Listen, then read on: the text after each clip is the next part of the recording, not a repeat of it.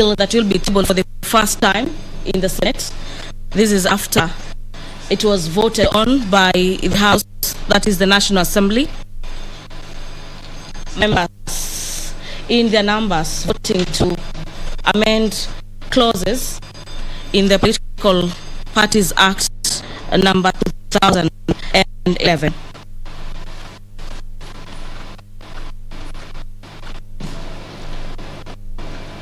And so the bill now goes to the Senate, where senators will be considering that particular bill. This is the Political Parties Amendment Bill, Bill number 56 of the National Bill originating from the National Assembly. It will be tabled by the leader majority. And the order paper is that we still have some more amendments that some of the senators will be pushing from 27. The number now stands at 31. So we'll have 4 more amendments, new amendments introduced to the Political Parties Amendment Bill of 2021, and we'll be seeking to bring new proceedings in regards to how that particular bill will be passing on the floor of the Senate. Other matters before the Senate this morning is the Kenya Medical Supplies Authority Amendment Bill, Senate Bill number 53 of 2021. It is a bill currently at the second reading, and so senators will be resuming debate on that particular bill. The mess has just entered the chamber, followed by the Speaker of the Senate, Honorable Ken Lusaka. I'll now be handing you over for the live broadcast. My name is Daddy Songai. Enjoy your viewing. Good morning.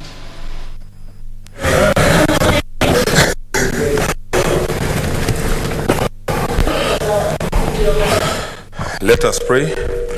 Almighty God, we beseech you to behold your abundant fair blessings.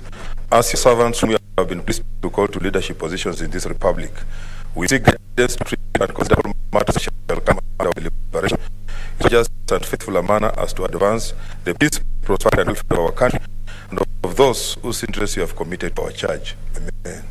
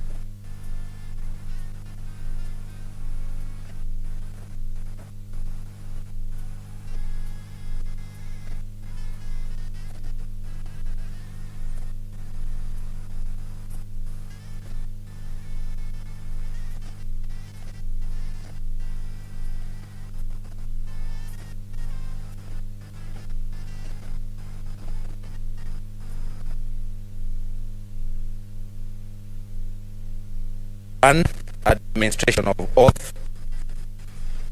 Order number 2, communication from the chair.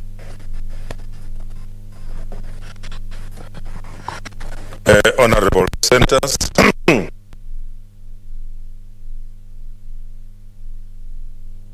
a happy new year.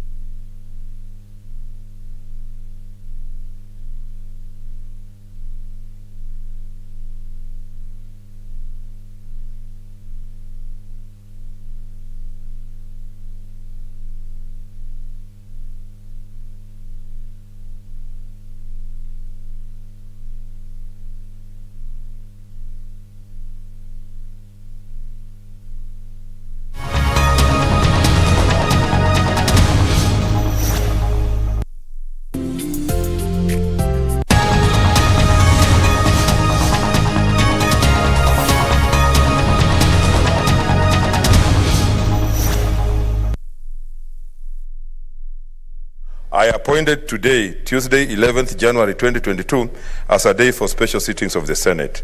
In the Gazette notice, I indicated that the business to be transacted at the special sitting today shall be consideration of 1, the Political Parties Amendment Bill, National Assembly Bill number 56 of 2021, 2, the Kenya Medical Supplies Authority Amendment Bill, Senate Bills number 53 of 2021, 3, the County Hall of Fame Bill, Senate Bills number 9 of 2021,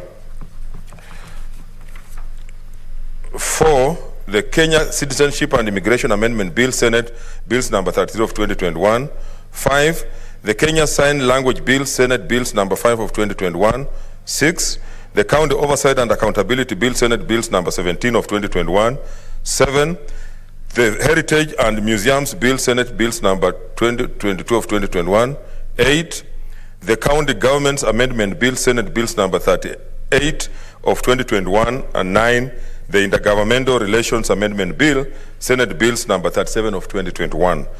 In Honorable Senators, in accordance with Standing Order number 35, I wish to remind you all that the business specified in the Gazette notice and as outlined in the order paper shall be the only business before the Senate during the special sittings, following which the Senate shall stand adjourned until Tuesday, 8th February 2022 at 2:30 p.m. I thank you.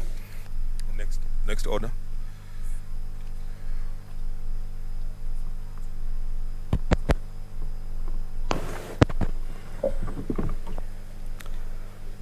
Order number 3, messages.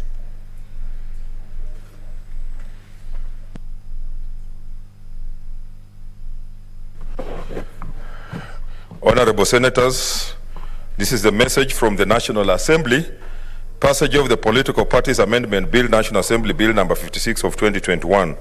Honorable Senators, I wish to report to the Senate that pursuant to Standing Order number 413 and 4 of the Senate, I received the following message from the Speaker of the National Assembly regarding the passage by the National Assembly of the Political Parties Amendment Bill, National Assembly Bill number 56 of 2021.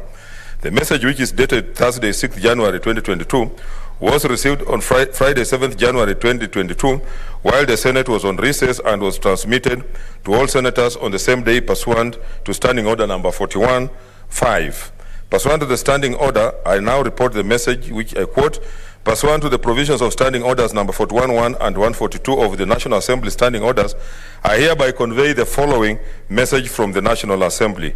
Whereas the Political Parties Amendment Bill, National Assembly Bill number 56 of 2021, was published via Gazette Notice Supplement number 219 of 26 November 2021 as a bill concerning county government seeking to amend the Political Parties Act number 11 of 2021, and whereas the Political Parties Amendment Bill, National Assembly Bill number 6 of 2021, was passed by the National Assembly on Wednesday, 5th January 2022 with amendments in the form attached hereto. Now, therefore, in accordance with the provisions of Article 110 of the Constitution and Standing Orders 41-1 and 142 of the National Assembly Standing Orders, I hereby refer the said bill to the Senate for consideration. Honorable Senators, Standing Order number 157 requires that a bill originating in the National Assembly be proceeded with by the Senate in the same manner as a bill introduced in the Senate by way of first reading in accordance with the Standing Orders number 139. Honorable Senators, as you have noted, the bill is listed for first reading in today's order paper, and consequently at the appropriate time, the clerk will proceed and read the Political Parties Amendment Bill, National Bill number 56 of 2021, a first time. I thank you.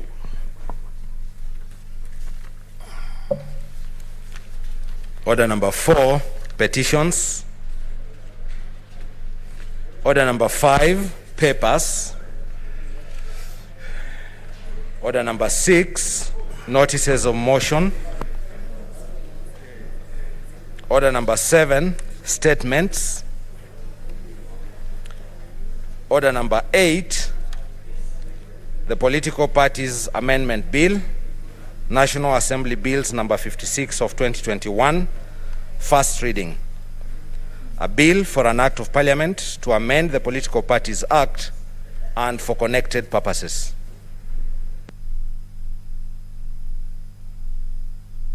What's your point of order, Senator Murkomen? Thank you, Mr. Speaker. First of all, I'd like to join you in welcoming us here and say Happy New Year to all of us, to yourself, Speaker, and to my colleagues. Happy very important 2022. We all know why it's important. Number two, Mr. Speaker, this political parties amendment bill, I just wanted to ask your assurance. I know it's first reading, there's no debate, we still wait for the second reading, and the bill is going to be committed to the relevant committee. I want to assure you, Mr. Speaker, that because of the importance of this bill, that Kenyans will be given an opportunity through public participation, not a guided, rushed public participation, but a robust, well-publicized public participation that gives an opportunity. All Kenyans are waiting for this House, Mr. Speaker, considering what happened in the National Assembly. The Republic is waiting, because what happened in the National Assembly did not give an opportunity for debate of the issues. Kenyans is still even wondering why are these people bickering over this bill. I hope, Mr. Speaker, the public participation process will be so thorough, give Kenyans an opportunity, and then when we come back here, we have a debate that is going to give confidence to the people of Kenya that this is truly the upper house. So I just wanted that general assurance, Mr. Speaker, and of course take advantage of this opportunity to wish everybody a Happy New Year. Senator James Orengo.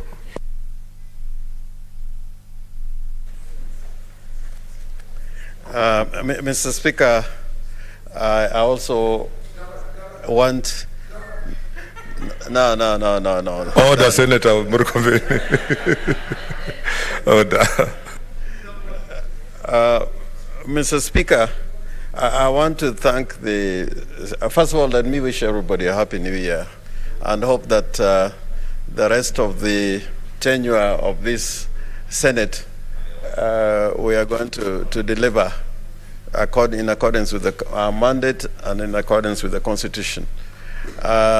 Mr. Speaker, I want to thank the Senator from Elgeyo Marakwet, and he would have noticed that all that there is today for purposes of this bill is that it should be read for the first time. There is nothing in the order paper that shows that is going to be read. The second reading is coming in these proceedings, this special sitting. And for the information of the Senator, I think the Senate Business Committee, in its consideration of this matter, emphasized the need to go through the entire constitutional, legal processes, including the directions in the standing orders. And the question of public participation, I think, is aware, and as every lawyer is aware, the courts have put a high premium on the question of public participation. Maybe this point would have been brought out by the leader of the majority, but I've been party to the deliberations, partly chaired by you, Mr. Speaker. And since Mr. Speaker may not be able to speak on a matter that may attract debate, but I think under your leadership, there was direction that this bill be discussed comprehensively and thoroughly and robustly. And that is the way the Senate should go. As to the decision at the end, that is left to the House sitting in plenary or otherwise. So there should be no doubt about that, Mr. Speaker. Thank you. Senator Wambua. I thank you, Mr. Speaker. Mr. Speaker, I also want to join you in wishing my colleagues and yourself a Happy New Year 2022 as we commence the final leg of this session of the Senate. I hope that, Mr. Speaker, we will engage in a manner that instills confidence among the Kenyan population. Mr. Speaker, on that bill, yes, it is true that it's just been read the first time. Mr. Speaker, at times talk is cheap. Many times we refer to ourselves as the upper house. Mr. Speaker, an opportunity has presented itself to us through this bill that we must demonstrate to this country that indeed we are the upper house. Mr. Speaker, when that time comes, and this bill then follows the due process, public participation, sufficient time for people to ventilate on this bill. Mr. Speaker, how I wish and pray that each and every senator who will get an opportunity to contribute to this bill would demonstrate to this country and this world that indeed the Senate is the upper house. Mr. Speaker, I thank you. Senator Chararge.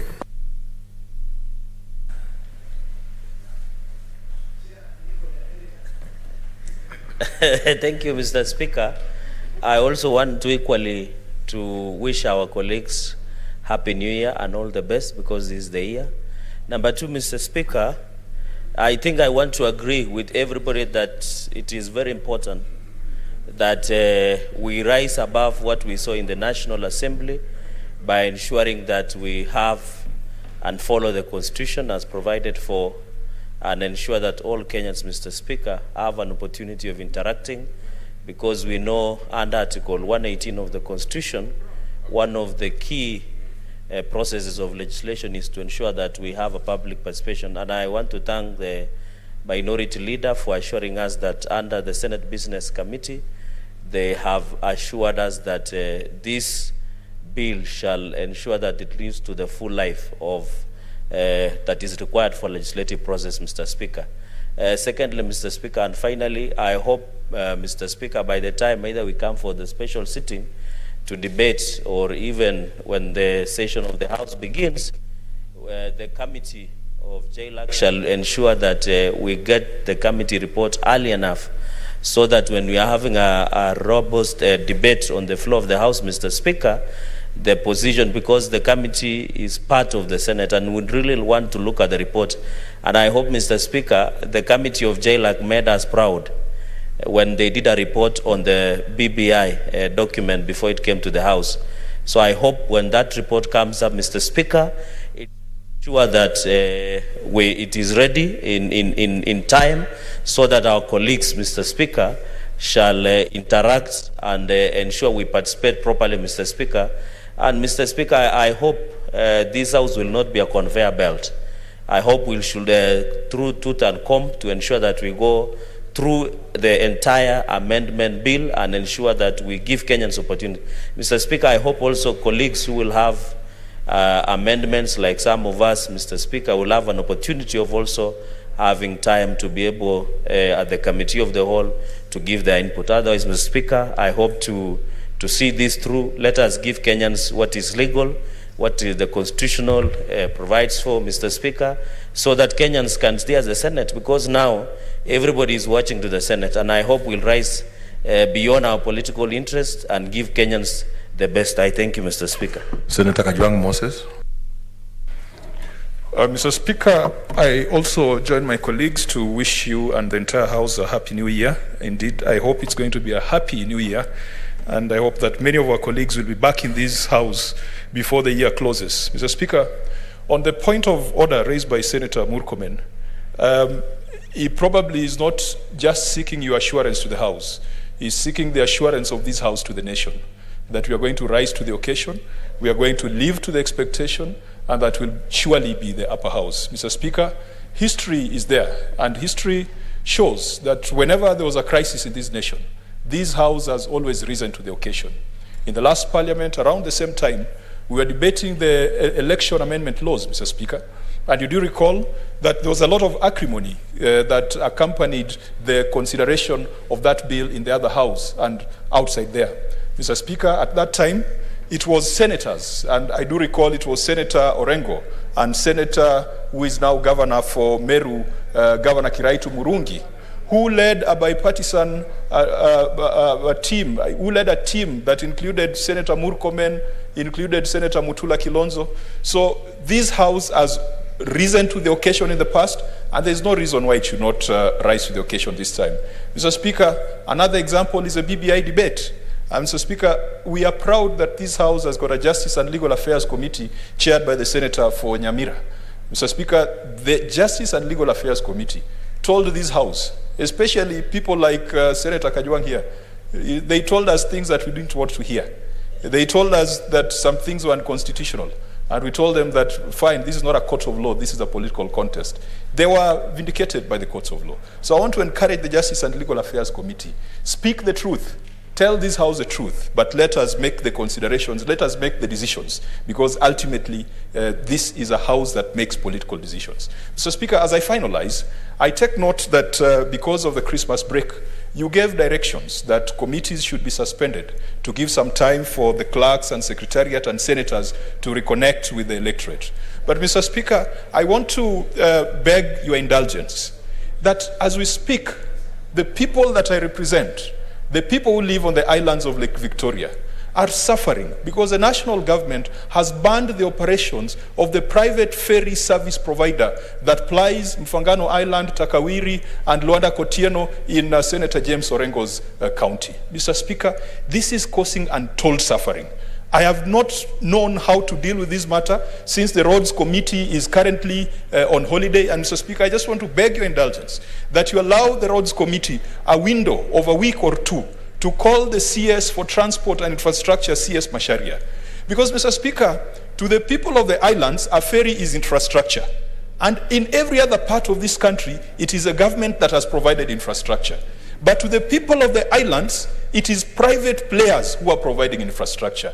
There is no other example of marginalization than the fact that the people of the islands of Lake Victoria have to pay from their pockets, and they have to pay a lot of money to get infrastructure that is freely provided to other parts of the country.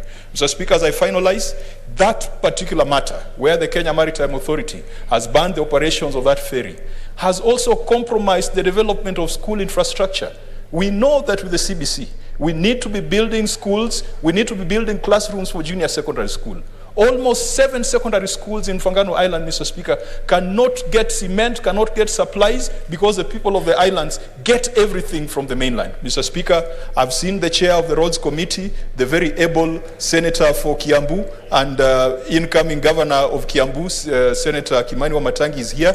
If later on, even in your chambers, Mr. Speaker, you could give the orders that the Roads Committee be seized of this matter, immediately call the CS Infrastructure, so that the people of the islands, the people of Lake Victoria, can also be served with infrastructure just like other people in the Republic of Kenya. Thank you, Mr. Speaker. Senator Halake Abshiru. Thank you, Mr. Speaker. Mr. Speaker, I rise to join you in wishing my colleagues a Happy New Year, and just mention that as I sat here and listened to my colleagues, everybody hopes that the Political Parties Amendment Bill, National Bills number 56 of 2021, gets the due diligence it deserves, and that we do the right thing with it. But I think we should not be hoping, we should be reassuring this country that as senators, we'll do what we do best. We've just gone to say that in the BBI process, we did the right thing. If that's the case, what is different with this Political Parties Amendment Bill? So for me, on my part, I'm not going to hope that the due process is followed. I'm not going to hope that we'll do the right thing. I'm going to reassure Kenyans that from where I sit, this House will do the right thing, because if each and every one of us decides and commits to doing the right thing, there's no reason to hope. Every reason to just do it.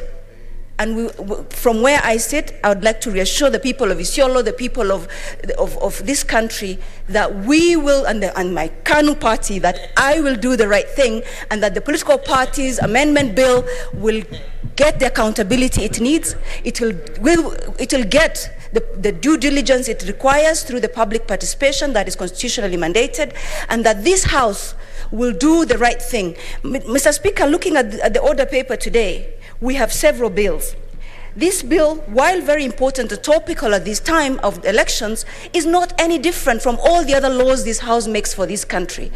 This House has been making laws to the best of its ability with every constitutional requirement ticked off on the box.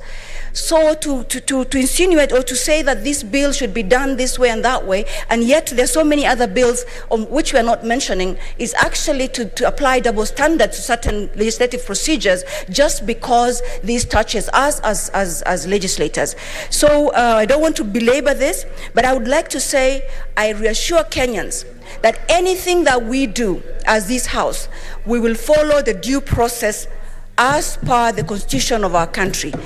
I would like to also reassure reassure ourselves that we are not hoping, we are going to do what is constitutional, what is right, and what will give Kenyans the confidence that this House is indeed an upper house. I submit, Mr. Speaker, and I look forward to working on this and doing the right thing with it. Thank you. Senator Wetangula. And if you keep them short, you will give an opportunity to many more people. Thank you, Mr. Speaker. I want to join you in wishing all colleagues a Happy New Year. Make one or two very brief comments on this issue before the House. Mr. Speaker, I think you are a very lucky speaker because there is no time you have ever wished to come to your chair with a helmet. Because this is a house where we talk, we debate, we agree, we disagree, but with dignity and with the respect that this House carries. Mr. Speaker, seeing what we saw in the lower house as this bill was being debated, it made some of us chill. We chill because, Mr. Speaker, there is no single member that is legislating for himself or his party or his region. We are legislating for the country. And every bill we pass must be a bill that makes this country a better place to do our politics and to do anything that we need to do within the law. So as we start the process of this bill, Mr. Speaker, I appeal that one, we are not in a dash, there is no truncating of the process, so that due process is taken, public participation is undertaken, and public participation must be real so that Kenyans can also ventilate, as is required under the Constitution, on what they think of the content of the bill, and that members of this House will debate it freely, fairly, and pass a law for posterity, not for short-term fixes. Mr. Speaker, as I finish, I want to urge that we live to what we have always said. This is a house of reason, a house of senior members of our society that see any disagreement on matters of principle as a discourse in debate, not as an affront to each other. Mr. Speaker, I was appalled to see in the National Assembly a member of Parliament beckoning another to come closer to him and then physically assaulted him very viciously, as if they were at war, Mr. Speaker. And the scenes we saw, Mr. Speaker, the TVs were juxtaposing violent scenes in the Kenyan parliament and violent scenes in notoriously violent parliaments of Korea, of Italy, and Somalia. It is a shame, Mr. Speaker, that we can reduce ourselves to that level. I remember, Mr. Speaker, and I salute the distinguished nominated senator from Ruiru. When one time I said something that offended him, he became very livid, but later followed me and said, look, I realized that being livid on the floor of the Senate doesn't help anybody because nobody was interested in my rage. There's a colleague here who has told Mr. Speaker in the National Assembly, he used to be notorious for grabbing the mess. He came here and one time he contemplated that and he saw that nobody was interested in that kind of behavior. Yes, so this House, Mr. Speaker, must live to this level of dignity and give the country a law that the country is waiting for. Thank you, Mr. Speaker, and I congratulate each and every of the senators for shedding off some of their ugly past and remain distinguished senators of this House of Parliament. Senator Kimani Wamatangi.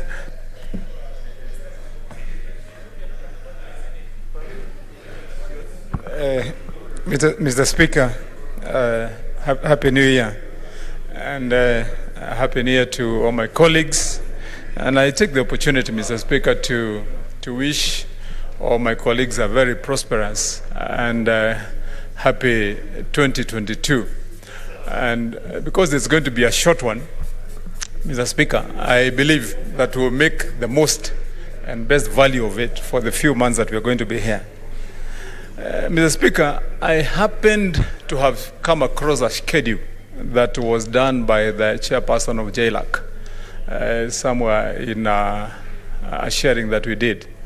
And Mr. Speaker, the question as to whether this House intends to give the full breadth and length of time and indulgence to members of the public for them to ventilate, to bring up their views, their memoranda to this House, Mr. Speaker, on this bill, is fully discharged by the schedule I personally saw that has been prepared for the Committee on JLAC by the chairperson, Mr. Speaker. Because I saw in that schedule, it spans all the way from the 13th, Mr. Speaker, all the way up to the 25th, Mr. Speaker, when the committee, I believe, intends to lay the report here. And for any member of public, any member of this House, any interested group, I believe they can take the advantage of that time and bring their views here, Mr. Speaker. On the other hand, Mr. Speaker, I've had an opportunity to have a discussion with many members of the public who have been curious as to what has been happening about this bill. And part of the big question that has been on the Kenyans' minds is, Mr. Speaker, why were people fighting? If you asked members of the public, do they really understand why people are boxing? Very few people understand what the real reasons were. And as you know, Mr. Speaker, when such drama is created around a piece of legislation that is before the House, members of the public get anxious. But unfortunately, this time, that anxiety could not be justified by reasons that would make members of the public follow. And the reason I say that, Mr. Speaker, is because members of the public now are happy that this bill is before the Senate, because when it comes to the Senate, they have an opportunity to now contextualize and understand what are the real issues. Because here, if there is one thing that is clear to everybody in this country, is that this House has discharged itself in the manner that we conduct our business. That when that kind of law comes here, people will be able to understand what the law is all about, Mr. Speaker. A few days, Mr. Speaker, when the leader of the majority in the National Assembly was on national TV, and he was answering questions from one of the anchors, and he was asked, so from here, what happened to the bill? And I was amazed. You know, he made a comment and he said, we have now finished with the bill, but unfortunately, it is going to the Senate. And you know, I was aching to get an opportunity to understand from the leader of the majority in the National Assembly, why does he think it is unfortunate that the bill is coming to the Senate? And maybe I would only imagine that he made that kind of comment out of maybe context, or probably a word that slipped off his mouth, Mr. Speaker, because when the bill comes here, then we are sure that the bill will get justice.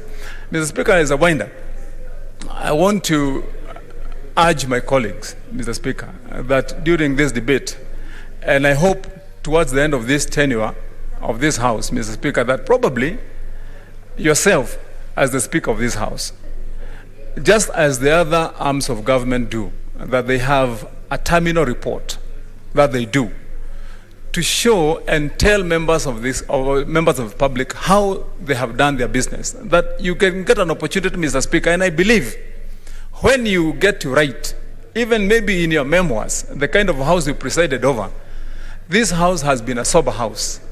The record of the Sergeant at Arms in this House is clear, that he has never had to deploy anyone to come here to stop any member of this committee, of this House, Mr. Speaker, from misbehaving or engaging in violent activities. Mr. Speaker, lastly, I have heard the Senator for Homa Bay my good friend Senator Kajwang. And Senator Kajwang, because you're my friend, you know, before when we used to be on opposite sides of political belief, I'm glad that some of the discussions we had, you remember when we were going to the elections in 2017, we could have been maybe the few who are on record here, because we had imagined at one time that if we wrestled here and were seen and were seen carrying the mess, yes, through the Speaker, certainly. No, I was saying, Mr. Speaker, that me and the Senator for Homa Bay probably would have been the ones that would have been only on record here, because there was a time we were on opposite sides of political belief, and as we went to the elections in 2017, there was a time we had thought that we would do a bit of wrestling here and take the mess, and members of the public from both sides of where we come from would vote us in. But that never came to be. That never came to be. And so now we are looking at things in a different way, and I'm happy that it's that way. I've heard you and what you've said about what's happening in the county of Homa Bay and across the county of Siaya. And as you know, every time, Mr. Speaker, when such an issue has come, I have risen to the occasion. Only, unfortunately, Mr. Speaker, sometimes when I have, either in my capacity as the chairman of transport, or even in my private capacity as a businessman, sometimes I get let down. And I want to rope in Senator Orengo, the senator for Siaya. Because Senator Orengo, when I was called to take action, when disaster struck in your county, when a few people were buried in a pit, I moved and swung into action urgently by deploying equipment to come and help excavate. The excavators that you saw there doing the work were deployed by myself.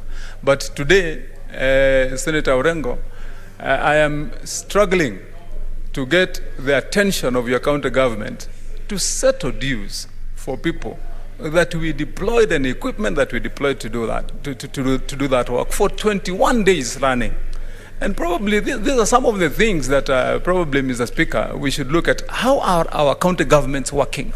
If you find, for example, Mr. Speaker, that human beings who are in a county like that get buried, Mr. Speaker, in a pit, and then because they don't have emergency measures, you deploy privately so that you can save lives. But at the end of that, it becomes a struggle that nobody can even listen to you when you saved lives, Mr. Speaker. And I wanted to be on record so that Senator Orengo can take it up when he go to Siaya. It is my people who were the first responders to that disaster. But now they queue there to get attention. Mr. Senator Kajwang, keep it through short. the Speaker, I want to assure you that action is going to be taken by my committee. Yes, a point of order.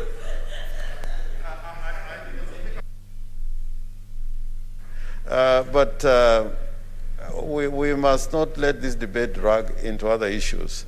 Because, you know, like Senator Wamatangi is bringing a point which may attract debate. Because if he's doing business with Siaya County and is not paid, and he's seeking help from me, he should come to my office and I know you and money. I know the central issue may not be life, it may be money, and that we can settle in the office. But Mr. Speaker, I was just thinking, let not this debate derail into other things. It's a special sitting. And probably, since we were working on the basis that there are doubts whether or not we are going to comply with the Constitution and the standing orders, maybe Mr. Speaker, you should make it clear at this stage that the bill stands committed to the legal committee. People can continue to comment, but if it comes from the Speaker that indeed we are going to comply with the standing orders on the Constitution and decorum will be observed, then probably people will talk less, or if they talk, they'll talk on the knowledge that, you know, nobody is going to shortchange anybody. But Senator Wamatangi, you know, I've acted for you before.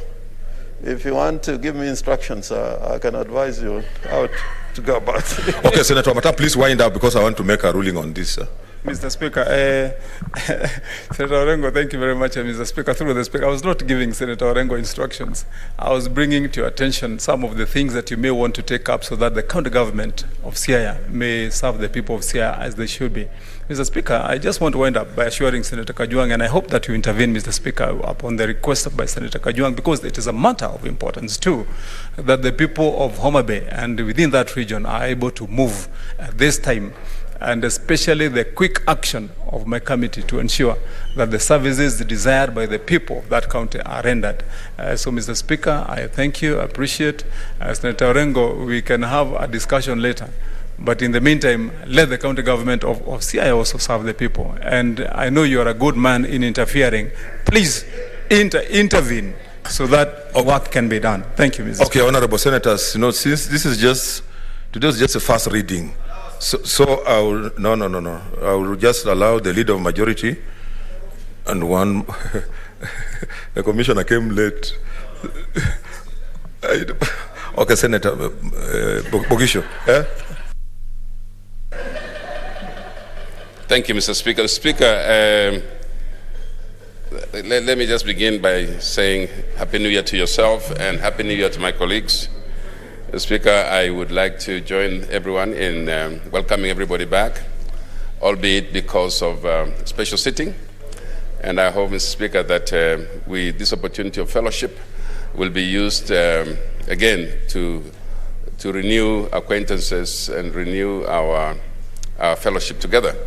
Speaker, it is not, we are here to do more than just the political parties bill. Political parties amendment bill is just one of the things we are here to do.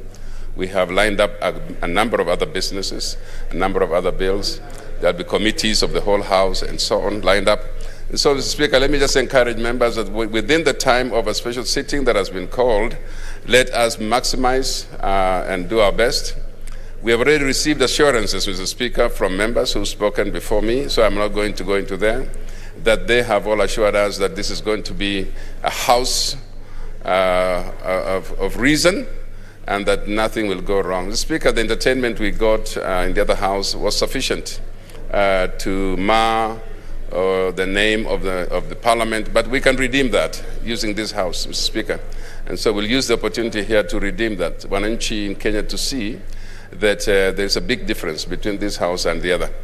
I will not go into the details of how things are going to be done, but the committee that's responsible will help us with the next special sitting. So as soon as we know that the committee is ready and have submitted a report, Mr. Speaker, we should be then able to call a special sitting so that we can continue with the rest of the activities to bring this bill to its conclusion. Speaker, sometimes I hear people saying we are not a conveyor belt, but sincerely we are. I mean, all houses are conveyor belts.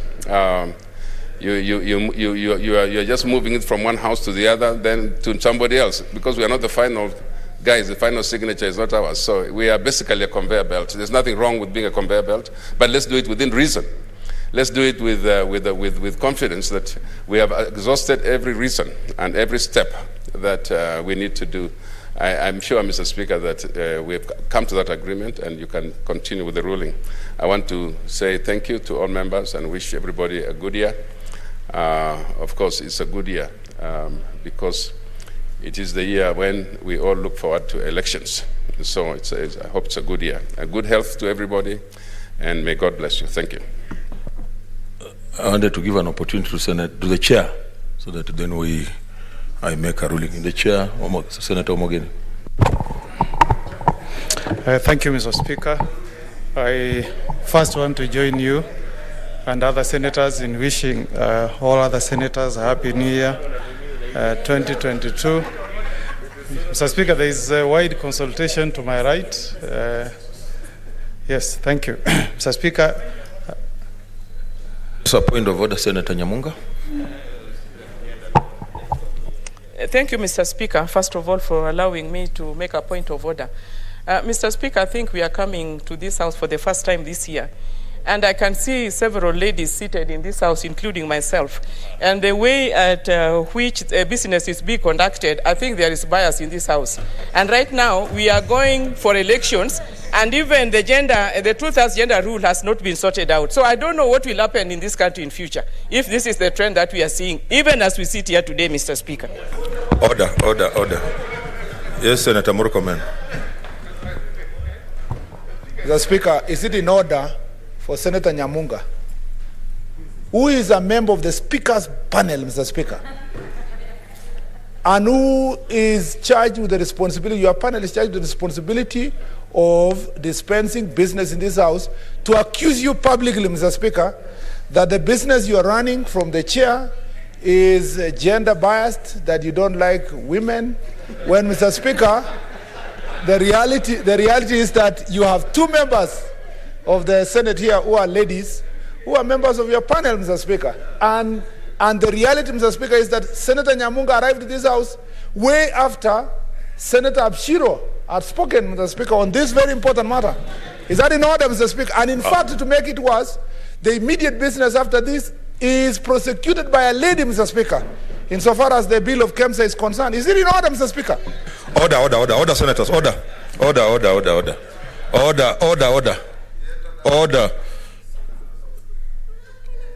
As I sit here as the Speaker, I can also see who was keyed in. For example, Senator Nyamunga, before you, there is Nderitu, Naomi, Zani, Mazayo, Haji, then yourself. So I don't see where gender biasness comes in. I've tried my level best to balance out. And I've said this is just, I know we have been on recess and people are looking forward to, they have not been talking. So there is that anxiety to talk. You are going to get an opportunity to talk when the time comes in a substantive manner. So just allow me to let the chair finish so that then I can make some comments and move on. Yes, Senator Morgan. Thank you, Mr. Speaker. Before that interruption, Mr. Speaker, I was joining you and other senators in wishing other senators a happy and very successful 2022. Mr. Speaker, I want to agree with the sentiments that have been expressed by the Minority Leader, Senator Orengo, and also the point that was raised by the Senator for Marakwet, Senator Murkomen, Mr. Speaker, that we should show Kenyans that we respect the supremacy of their constitution and that we'll give Kenyans an ample opportunity to engage with the Senate in qualitative and meaningful public participation. Mr. Speaker, I want to assure the Senate that the committee that I chair and which has proudly to other senior councils and very other able members will give the people of Kenya an opportunity to present their views before my committee, before we table our report before the House. Mr. Speaker, as lawyers, we must learn from jurisprudence that has come from our courts of law. And every lawyer knows, Mr. Speaker, that if you go through a legislative process, that does not accord Kenyans an opportunity to have a meaningful public participation, then you are setting such a law for failure. So, Mr. Speaker, let's do the right thing. Let's not proceed in haste. Let us give those who support this bill an opportunity to appear before us and say why they support. Those who oppose should also get an opportunity to appear before us and present their views. And finally, Mr. Speaker, a decision as to whether to pass or not to pass this bill should be made on the floor of this House. Mr. Speaker, I have no doubt that this Senate will continue with the rich tradition that I've seen for the 4 years I've been here, which is to allow senators debate on issues and not to reduce this House into a boxing arena like what we saw on the other House. At the end of the day, Mr. Speaker, the minority should have their say and the majority their way through proper voting on the floor of this House. So I want to assure this House, Mr. Speaker, and the Kenyans that given an opportunity, we will send out invitations to stakeholders to present their memorandum before the committee. We will give an opportunity to those who may want to appear before this committee to There's a point of order, Senator Zani. Thank you, Mr. Speaker. I just want to raise a point of order with regard, and now that it was the chair of the legal committee speaking, and earlier when I'd hoped to speak, I wanted to point out that we have 8 bills, many which have been on the order paper. We have a situation where we need to seek concurrence with the other house, 110.3, and we also have the time factor, Mr. Speaker. Most of these bills have been dispensed in this house very meticulously, with a lot of discussion, a lot of input, and a lot of research. And I want to say that it would be important for us to come up with a strategy through your office or through the clerk's office that we liaise and find a way of making, pushing these bills to become acts.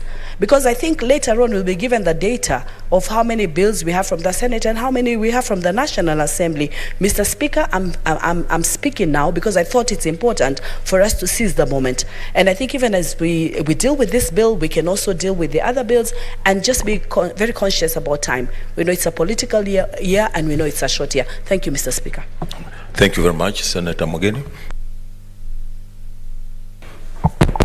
So, Mr. Speaker, let me not take a lot of time on this, Mr. Speaker.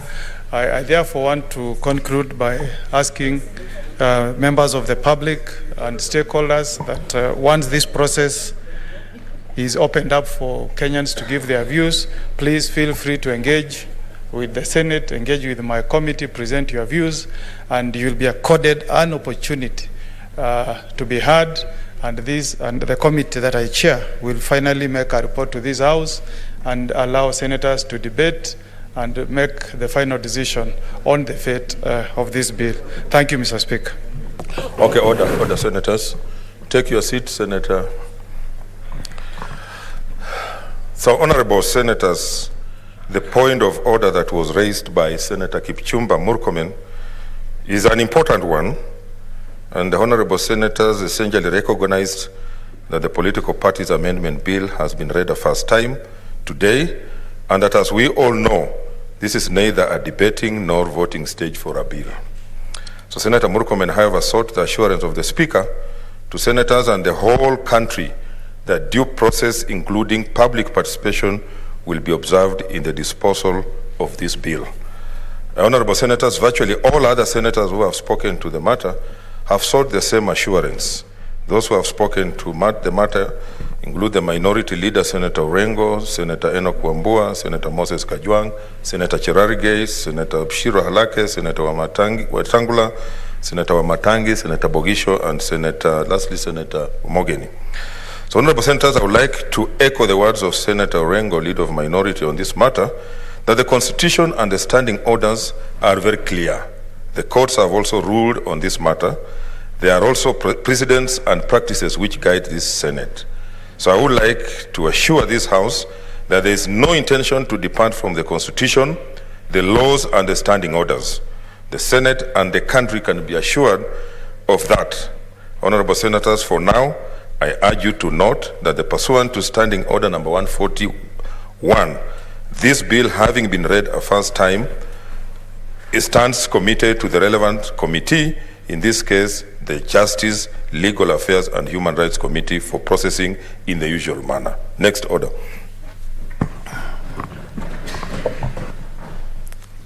Order number 9, the Kenya Medical Supplies Authority Amendment Bill, Senate Bills number 53 of 2021, second reading.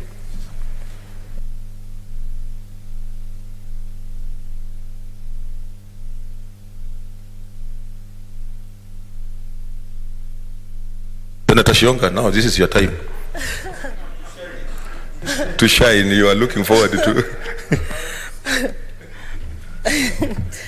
Thank you, Mr. Speaker, and I want to wish everyone a happy new year, including other Kenyans who are watching Senate proceedings right now. Mr. Speaker, pursuant to the provision Standing Order 41, 1 of the Senate Standing Committee, that the Kenya Medical Supplies Authority Amendment Bill 2021 be read a second time. And Mr. Speaker, I want to say that with this bill, there are a few amendments that I proposed as an individual, and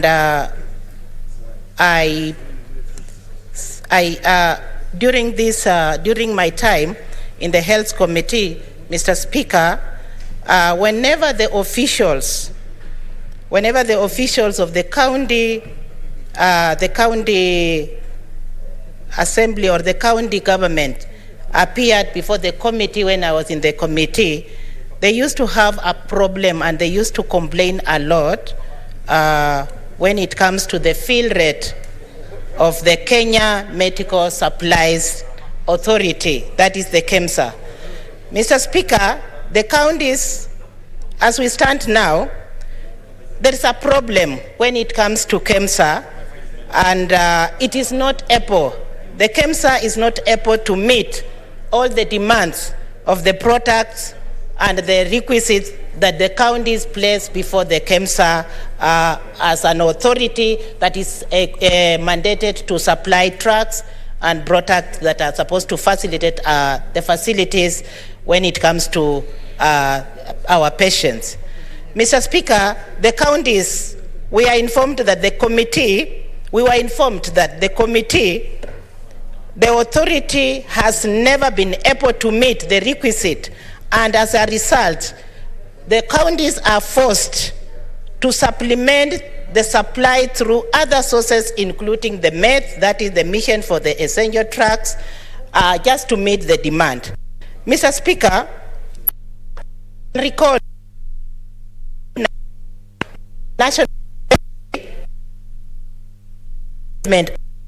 without the concurrence of the Senate, and the amendment were then proposed were to favor the Kenya Medical Supplies Authority Act law that is now is a law. And looking at the Senate, we look at the matters that looks at health being a devolved function. And Mr. Speaker, my amendments here are in section 4, whereby we are looking to seek or to repeal the Kenya Medical Supplies Act that is illegal to procure the medical. It is very hard that counties are getting it difficult, and if they have made it a mandatory that the authority, if any county then procures trucks and medical supplies from any other other than the KEMSA, there's a penalty, and it provides also a penalty of the fine not exceeding 2 million shillings, which is really not something that we can encourage in Kenya today. Mr. Speaker, the provision has been a source of anguish, for the counties who have fallen short of the trucks, fallen short of the medical supplies in the counties. And even with COVID right now, we have seen it, Mr. Speaker, a problem when it comes to the increased demand of the patients, especially when we had when we were at the peak of the COVID-19, where the country rushed through the KEMSA to procure more trucks and to procure trucks so that they can meet the demand. And this resulted into corruption because the KEMSA had to look for an alternative supplies, and even the taxpayers' money were utilized in a way that we could not understand the systems that were put in place. And we still have we had the problems, we had the cases in court, and even right now we have the so-called the COVID millionaires. Mr. Speaker, my amendments are very easy. It is just to give the KEMSA, the county government, an authority so that they can procure trucks at their own time, at their own demand. And I know very well that when it comes to standards of the trucks that are going to be procured with these counties, I know we have that takes care of the standard and the quality of drugs that are supposed to be procured in the country. And it is my urge that, Mr. Speaker, that the proposed amendment be revised and revise the situation so that they can put the counties in a state whereby most of the patients who come in the facilities or who emanate from the facilities, the counties are able to have the data. They have the data already. They know the disease and the conditions that come with the patients that come from various counties. So they will be in a better position to procure these drugs, to procure the product without necessarily looking at the KEMSA to give them directions. I know in Kenya right now, KEMSAs have regional KEMSAs or supplies centers. But if you look at even those centers, there is what we call the push system. And Mr. Speaker, you have been a governor, and you got a lot of problems when it comes to purchasing these drugs. And because it bypassed the Senate, and we were not given an opportunity to look at this particular bill before it was ascended, and there was no concurrence where the Senate was supposed to be given an opportunity. It's my prayer that through this bill, even the members who are going to contribute to this bill, let us allow this bill so that the counties that are going to procure these bills, they be allowed without any constraint, without the bureaucracy that we are seeing in the KEMSA. They be free to procure the bill, to procure the medicine, to procure the product without many bureaucracies, without spending a lot of taxpayers' money and enriching few people in Kenya. Mr. Speaker, most of the counties, when they come to the committees, they are asked, and even the statements that are read in these houses, we get that most of the people or most of the statements that come even to the health committee, it is all about the supply, it's all about the shortage of the trucks, it's all about the shortages of the equipment they need. So my proposal here and my prayer in this bill, it is that let us repeal the section that constrain the counties from equipping their own facilities with the fact that they are the ones who have these facilities, they are the ones who see these patients, they are the ones who have the data, they are the ones who have the facility that lack this equipment. Mr. Speaker, when we look at the health committee, the health as a devolved function, let us also ensure that the push system that is applied with the KEMSA, whereby when the trucks are procured by KEMSA, these trucks, most of them are given to the county governments or the county facilities through a push system, whereby most of these drugs are given to them when they're just about to expire, and they do very little to enable the patients get the certified services that they require. Because when they realize that this medicine or these products are just about to expire, is when these drugs are pushed. What's your point? There's a point of order. To facilities. There's a point of order from Senator Nderitu. Okay. Thank you, Mr. Speaker. I'm not really getting what distinguished senator is talking about, the push system, because I thought when the medicine is taken to the county is through what they have procured. Because what she's saying is like when the drugs are just about to expire, they are taken to the counties without their request. I'm not getting, maybe she can clarify. Thank you, Mr. Speaker. Okay, distinguished senator. Speaker, what I'm saying here about the push system, I'm just saying that the push system that is put into place by KEMSA, most of the trucks, yes, the counties are required to request for the trucks. or for the medicine of the product they want. But most of the system that is, or the system that is in KEMSA, most of these products are given to the facilities, the bureaucracy that is in KEMSA, then delays the whole system, whereby when the drugs or when the products are given to the facilities, it is late. The bureaucracy that is there, it is late. And then, hence, it makes it cumbersome to the county government to facilitate their patients or facilitate what is required at the county level through their facilities to make sure that the patients are treated in the right time, the patients are attended to the right time, and even the push system that is put into place, even though they request, and this you have had it, you have been in the committee and you know, you are a pharmaceutical by profession. You know when you request for a product, the product is supposed to be utilized immediately because we are dealing with patients. Most of them, they are emergencies. So I'm talking about the whole process. The process is cumbersome. The process is long, and by the time this medicine are reaching the required people or the clients, it's late.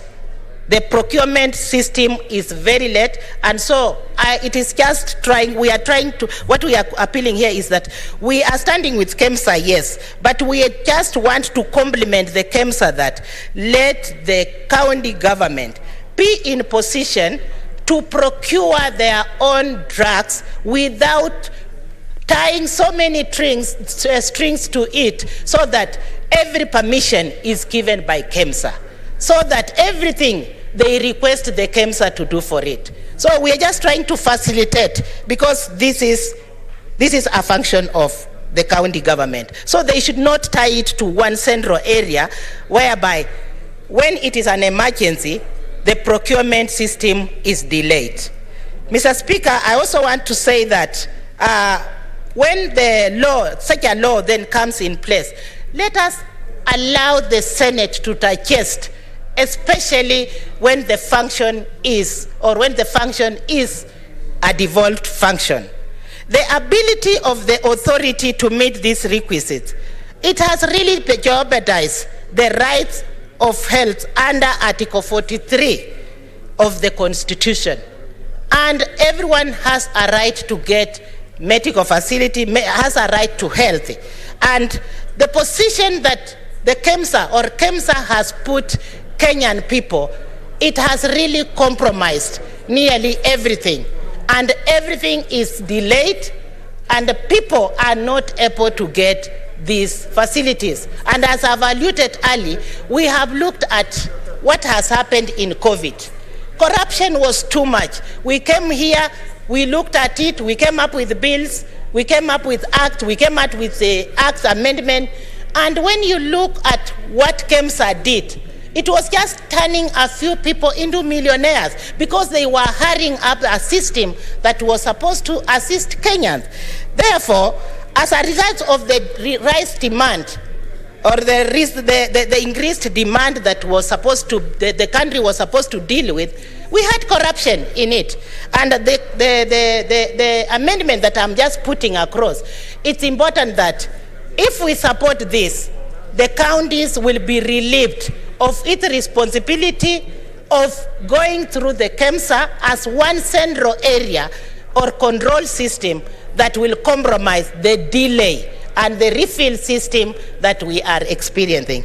And it is with this that, Mr. Speaker, because it's a few amendments that I just want, I've just put across, I want to take these few remarks, and I beg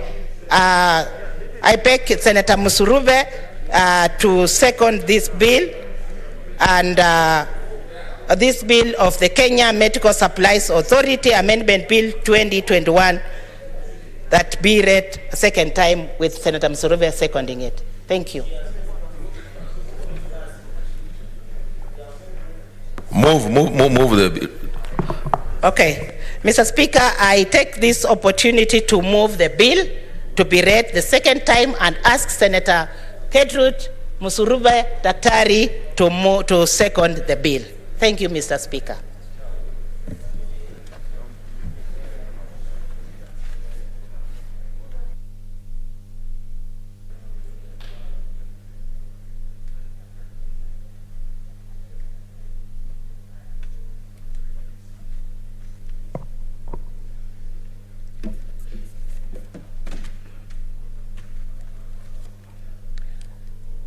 Thank you, Honorable Speaker, for this opportunity.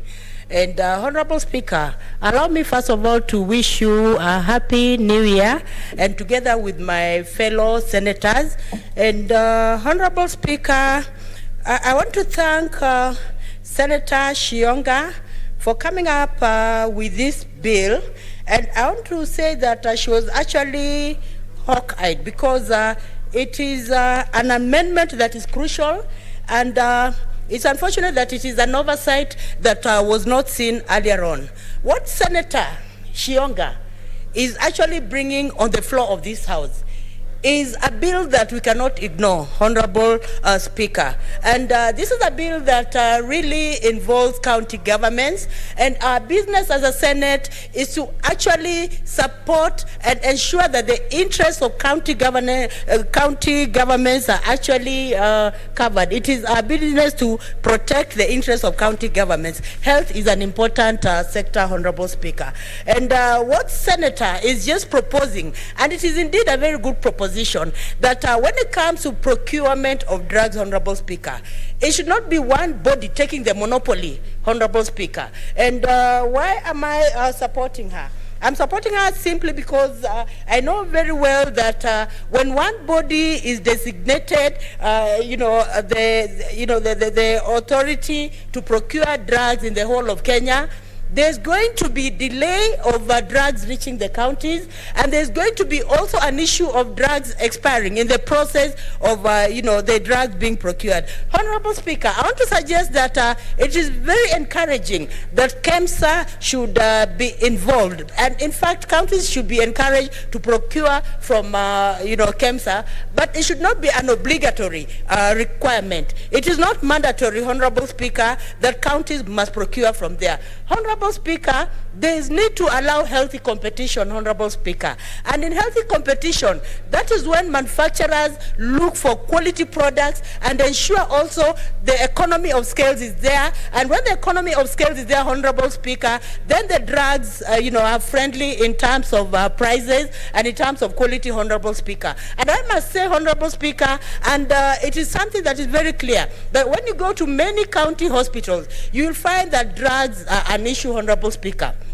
Honorable Speaker, I was the other time at Lumakanda, hospital. It is actually a referral hospital, but it is unfortunate that drugs are not there. Patients was being referred elsewhere to procure drugs, Honorable Speaker. And Honorable Speaker, when it comes to health, the government should not compromise the lives of Kenyans, because Kenya is one of the signatory, states that actually one of the state parties that signed the health requirement internationally, that they are going to ensure that 15% of monies go to the county for the purpose of health, Honorable Speaker. So if 15% of the national money is going to counties, Honorable Speaker, then the counties should be given the monopoly. They should be given the authority to ensure that they're looking for quality drugs, they're looking for better competitive agencies in supplying drugs, Honorable Speaker. And I want to say, Honorable Speaker, if there's only one organization in the name of KEMSA supplying drugs, there's a danger of people being corruptible, Honorable Speaker, because the system will not be structured in such a way to ensure that those who are procuring are not safeguarded. Honorable Speaker, there's going to be there's going to be malpractice in procurement of drugs if only one organization is doing this procurement of drugs, Honorable Speaker. And Honorable Speaker, transparency also and accountability will be compromised, and this should not actually be the case. There's need for a Senate to ensure that there's transparency, accountability in procurement of drugs, Honorable Speaker. When it comes to also procuring drugs, Honorable Speaker, we need to allow other organizations to come up so that they improve on the quality of drugs that they are actually providing to hospitals. And Honorable Speaker, we must also know that the Constitution is very clear. When it comes to the health of Kenyans, it is actually a right. Article 43(1) says very clearly that it is actually a right when it comes to health. Every Kenyan has a right to... Let's consult in low tones, honorable senators. Let's consult in low tone. Thank you, Honorable Speaker. Every Kenyan has a right to the highest attainable standards of health. And when you're talking about highest attainable standards of health, we are looking at drugs, Honorable Speaker. There are so many patients who actually, their situation is dire simply because they don't have drugs. They go to hospitals, they don't have drugs. And Honorable Speaker, I'm looking at the common man. I'm not looking at the Kenyan who can afford drugs. I'm not looking at that Kenyan who can afford money to go to India, Europe and other places for treatment. I'm looking at the mass of Kenyans, the individual common man who really wants that drug but is not able to afford, Honorable Speaker. So I want to say, Honorable Speaker, the government should just allow that competition. And the competition is indeed healthy, because if there are many, players in the field that are supplying drugs, then the players will compete to ensure that they're able to meet the supply and demand of drugs, Honorable Speaker. As we're speaking right now, Honorable Speaker, KEMSA is not able to supply, to meet the demands of, supplying drugs to the entire nation, Honorable Speaker. So I want to say, Honorable Speaker, this is not a mean amendment. It is an amendment that is very crucial, and the issue of also getting permission from KEMSA to procure drugs elsewhere. It is, this is already a loophole, because, Honorable Speaker, it will lead to corruption. Because if you are supposed to ask for permission in order to procure drugs, then even the KEMSA bosses will be corruptible, simply because somebody will go there with, supplying drugs, will corrupt someone, and he's given the letter to procure drugs. So, Honorable Speaker, I want to suggest and hope that my fellow senators are going to support this bill by Senator Shionga. The amendment is important. The amendment is going to help quite a number of Kenyans, Honorable Speaker. Because if we do not do that, Honorable Speaker, drugs will not reach the county governments. And as a Senate, we must ensure that we protect county governments, Honorable Speaker. And in protecting county governments, we must protect the lives, the health of Kenyans, Honorable Speaker. There are millions and millions of Kenyans in the counties. And we must ensure that these millions of Kenyans are protected, that drugs are procured by anyone, as long as, for example, maybe KEMSA can just come in to test the quality, to ensure that the quality is the right quality. So if it comes, if it comes in as a body that is going to ensure that quality is not compromised, then that is okay. But if it's coming in as a body that must obligatory, supply the drugs, then that is not really in good faith, because even in business, we must allow healthy competition. Even in business, we must allow people to come up with their products. And from the various products, then we look at the best option, pocket-friendly, and so on, Honorable Speaker. And even as I support this bill, Honorable Speaker, I want to call upon county executives to really ensure that they're doing what they're supposed to do in terms of ensuring that they cater for health. Honorable Speaker, it is unfortunate that when you go to many counties, you will find that hospitals are compromised. Honorable Speaker, even where I come from, and I'm not shy to say this, hospitals are in a pathetic state, Honorable Speaker. You'll find even many of the facilities, you'll find the hospitals are not maintained. There is no water. Patients are just even vehicles are not there, Honorable Speaker. Even ambulances are not there, Honorable Speaker. So in an event of an emergency treatment, Honorable Speaker, it means that patients have to go to either Eldoret or Kakamega, Honorable Speaker. But we need to ensure that service is delivered to common mwananchi.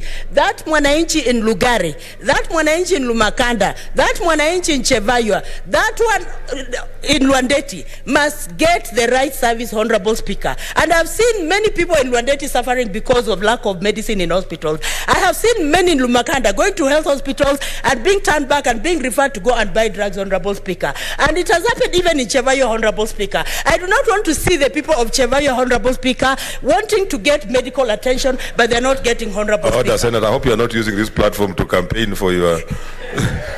for re-election. Honorable Speaker, Okay. Honorable Speaker, I beg your indulgence. I was just giving empirical evidence of what I've seen, Honorable Speaker. Just allow me kindly. So I want to say, Honorable Speaker, when it comes to the issue of drug provision, I want to call upon county executives to ensure that all those small hospitals, those that are closer to Wananchi, are actually maintained. Their drugs, their even personnel, Honorable Speaker. And I want to say, Honorable Speaker, in some of these hospitals, you'll also find that the hospitals are not in charge of NHIF, such that when the money is paid, they cannot manage. It has to go back to to the county executives, Honorable Speaker. We must ensure we are protecting that Kenyan. We must ensure that Kenyan in Baringo, that Kenyan in Kitui, that Kenyan in Lugari, Lumakanda, Luandeti, and everywhere else gets services delivery, Honorable Speaker, because their future lies in what we say as a Senate, Honorable Speaker. And we must say the right thing to ensure that there is service delivery, Honorable Speaker, to the common man, Honorable Speaker. And even when mothers are going to, to give birth, Honorable Speaker, it is just honorable. It is a honorable activity to ensure that they are drugged, so that when mothers are giving birth, they do not, end up dying simply because of, lack of drugs, simply because of the right medics, Honorable Speaker, to take care of them, Honorable Speaker. There are many mothers also who even give birth on the roadside, Honorable Speaker. It should be a thing of the past, Honorable Speaker. Hospitals must even have ambulances. Hospitals must ensure when it comes to emergency, treatment, it needs actually to be taken care of. It needs to be factored, Honorable Speaker. In many hospitals in Nairobi, I've seen that if there is an emergency, case, there's an emergency room where even patients are actually attended to, Honorable Speaker, and the drugs are there for emergency cases. But when you go to most rural parts of Kenya, Honorable Speaker, this is not the case, Honorable Speaker. You'll find even from the word go, when you enter in the gate, there's already a question mark. You just see that there is no life that is going to be saved here, Honorable Speaker. We must get out of that issue, Honorable Speaker, that get out of that issue of not taking care of our patients, Honorable Speaker. As Kenyans, we need Kenyans who are healthy.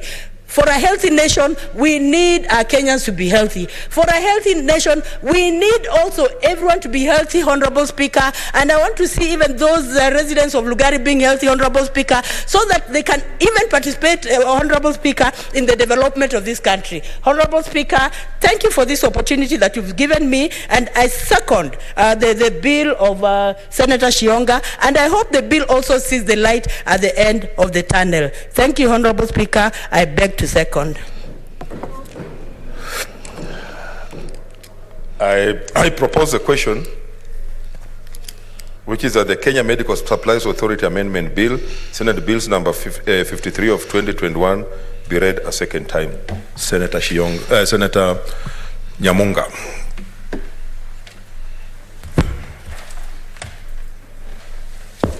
Thank you, Mr. Speaker. I rise to support this motion, this bill, the amendment bill by Senator Shionga.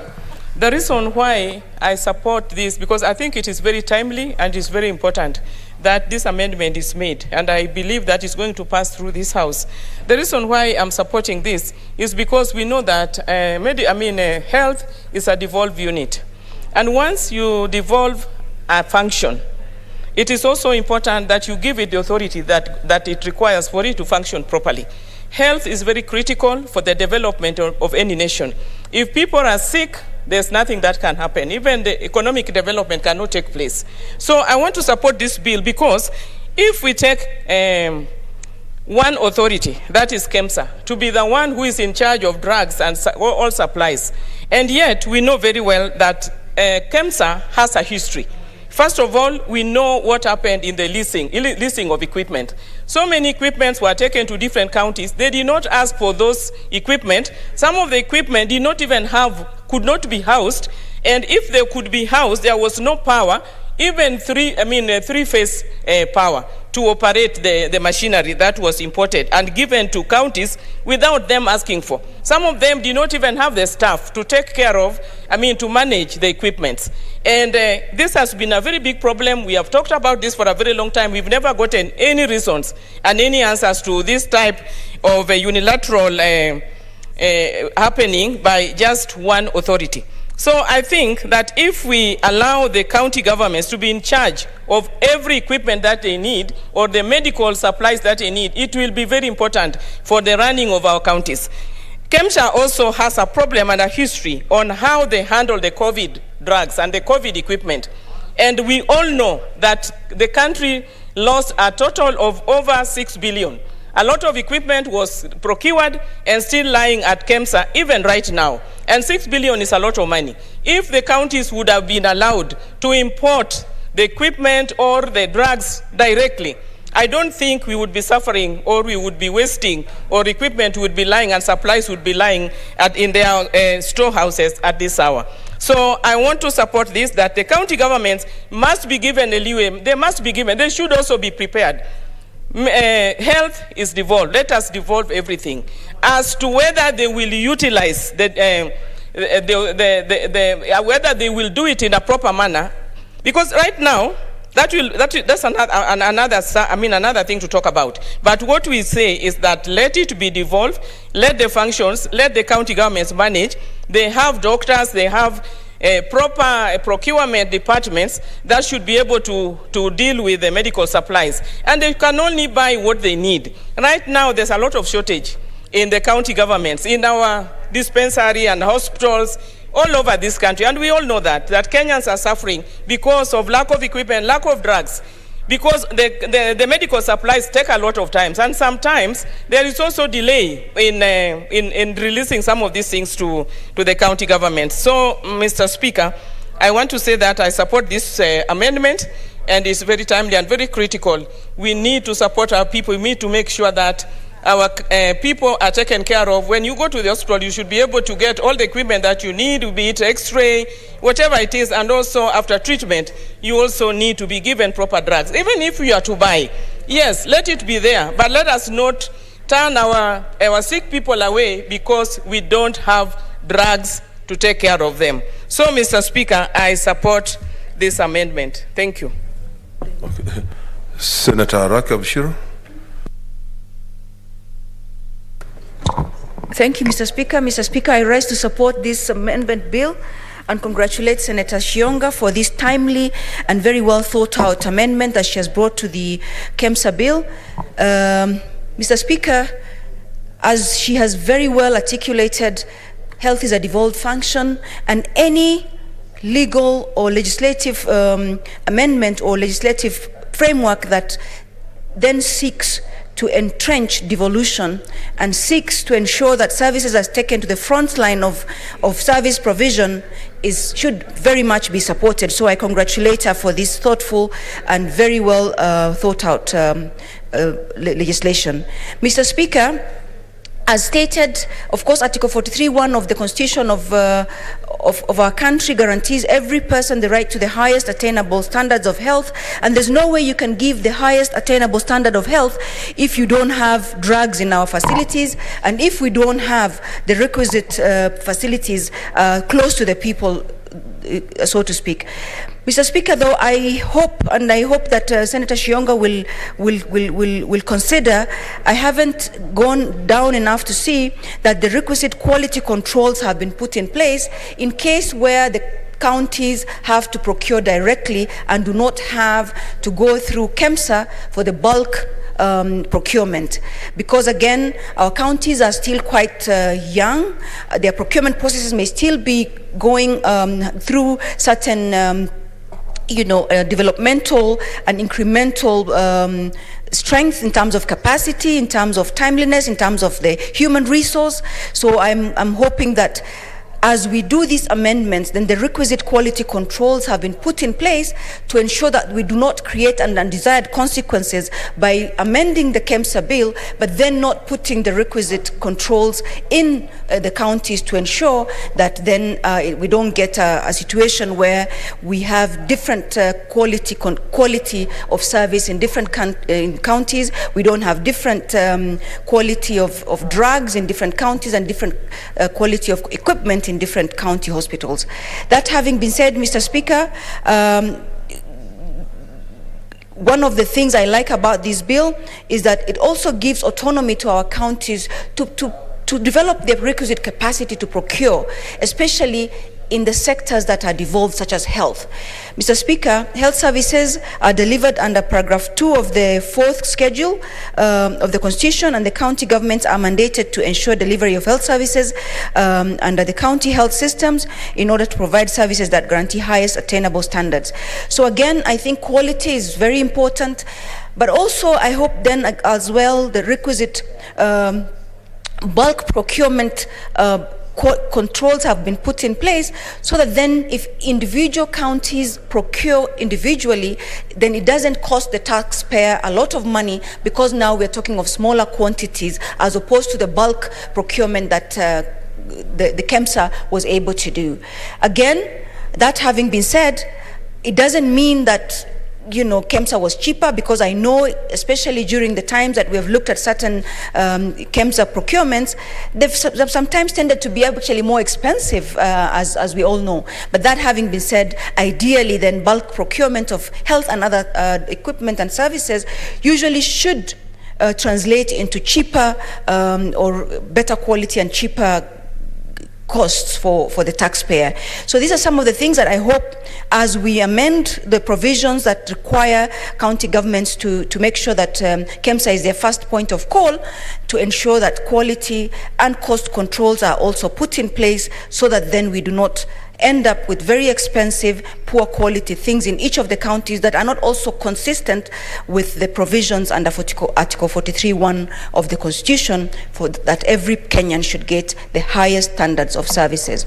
Mr. Speaker, with regards to the functions of the county government in terms of Article 110 of the Constitution, again, this bill aligns very well with it, and I'm very happy that we, as senators, with our mandate under Article 96 of the Constitution, continuously continue to ensure we entrench devolution, that we entrench devolved functions, because again, as we fight for resources for counties, one of the main drivers of making sure resources are taken down to the grassroots and to the counties is to make sure functions are also devolved.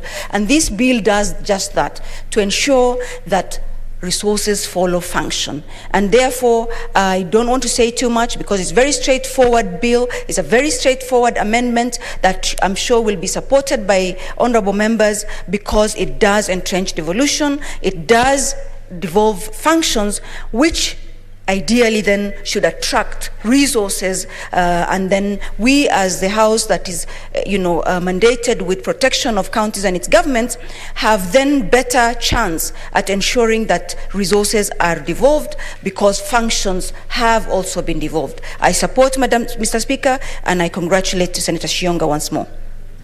Senator Mudama.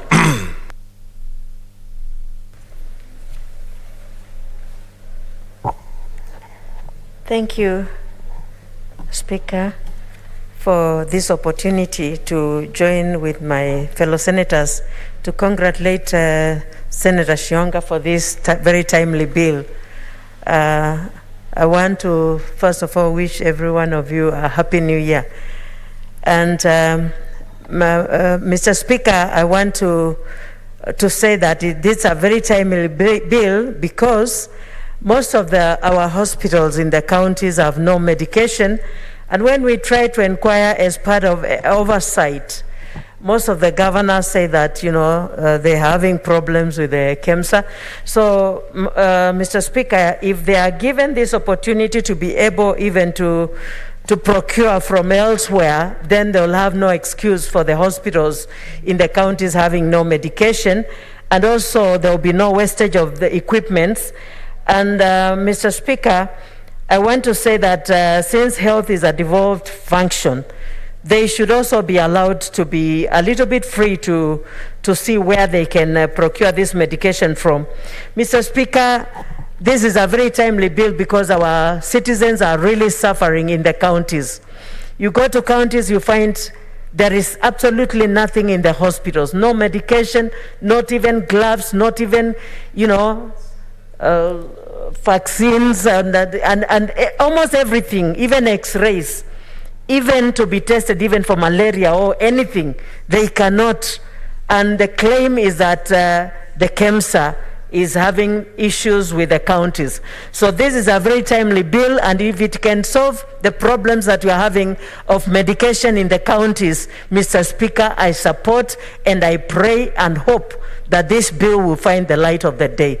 Thank you, Mr. Speaker. I support. Senator Farhia.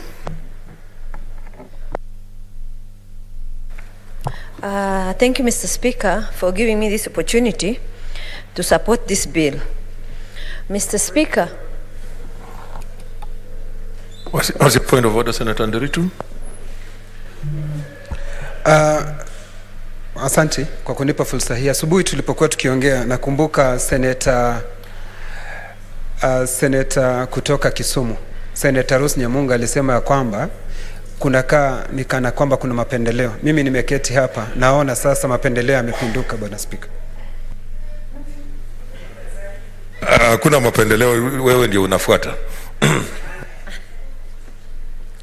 Proceed. Thank you, Mr. Speaker, for giving me this opportunity to support this bill. Mr. Speaker, I agree with my colleagues that this is a very timely bill, Mr. Speaker. Mr. Speaker, when you have an opportunity to source medicine or any other commodity from a variety of places, it gives you an opportunity to do price comparison in terms of if whatever they are buying is cost efficient.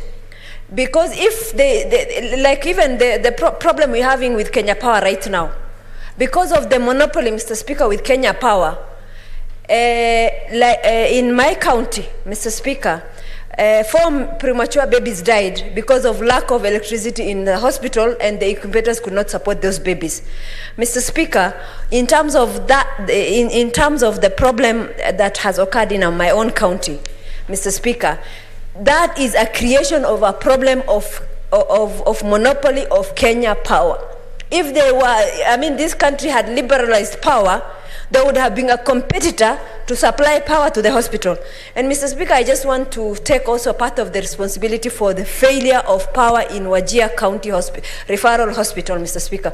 As leaders of Wajir County, I think we have failed the Wajir people, Mr. Speaker. Not only the governor, but myself included. Mr. Speaker, it is very painful for a mother to lose a baby that she has carried for 9 months, Mr. Speaker. Mr. Speaker, since I joined this Senate, the problem of power of Wajir has existed, Mr. Speaker. And Mr. Speaker, and up to now, all of us, the leaders from Wajir, we have not been able to help the people of Wajir to overcome that problem. And I think, Mr. Speaker, that is a major problem, I'm sure, not only in Wajir, but many other hospitals. For a mother to lose a baby, Mr. Speaker, some of us, the mothers, understand. I do not want to place blame on somebody, but we have a collective responsibility in terms of the people, the leadership from Wajir County, myself included. I will tell the people of Wajir, we have failed you in terms of leaders. Because if a mother, it's very painful, Mr. Speaker, to carry a baby for 9 months, to go through labor, only for you to lose a baby when the baby was delivered prematurely, only for you to lose a baby. That I want to send my condolences to those families who lost their babies and those mothers specifically, and it pains me so much to see something like that happening.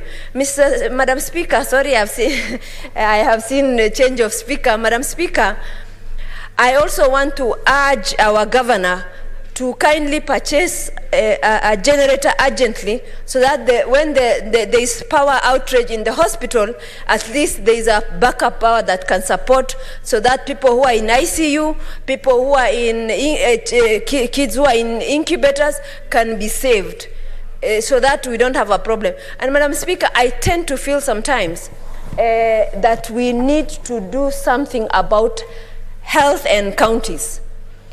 Because health is a fully devolved function. And I think, at least I'm glad we passed the health bill that is going to in terms of regarding the amendment for NHIF, that is going to be, in my view, going to bring sanity to the health sector. I hope it does, the way we had envisaged. But, Madam Speaker, there is an urgent need to ensure that county medical facilities are fast-tracked. This is now much more funded than before, and therefore, because let the Kenyans enjoy the fruit of devolution, let them get, the benefit that comes with, having self-governance. And I am also urging Kenyans out there, specifically my county of Wajir, please, next time when you are electing a governor, don't elect a governor based on the tribe, based on whatever. Even if you want to base it on a tribe, make sure you select the best in that tribe, because I don't think everybody is bad in that specific tribe because of the locality issues. But make sure that you give leadership to the person who deserves and not person who is corrupt, who is just filling their own pockets.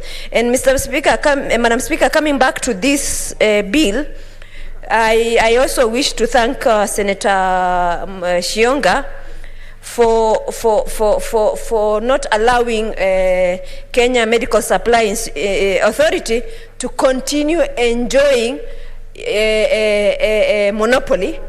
Because if they have monopoly, actually even them they will not need to work hard to ensure that they are competitive. If there are other competitors, Madam Speaker, then Kenya Medical Supply Authority will be forced to ensure that they are competitive, so that people can buy from them, because other people will have been more expensive compared to theirs. And that way, counties will save money. They'll be out of the savings from the inefficiencies of KEPSA. There will be much more drugs available to the people of the counties, so that they are able to deliver in terms of medical supplies, and there is continuous supplies in terms of, because of the efficiency that comes with competition. This country is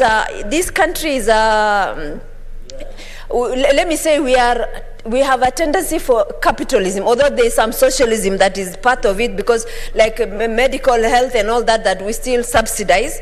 But in terms of in general, so if KEPSA is not, Kenya Medical Supplies Authority is not allowed to be competitive, then we are killing businesses as well.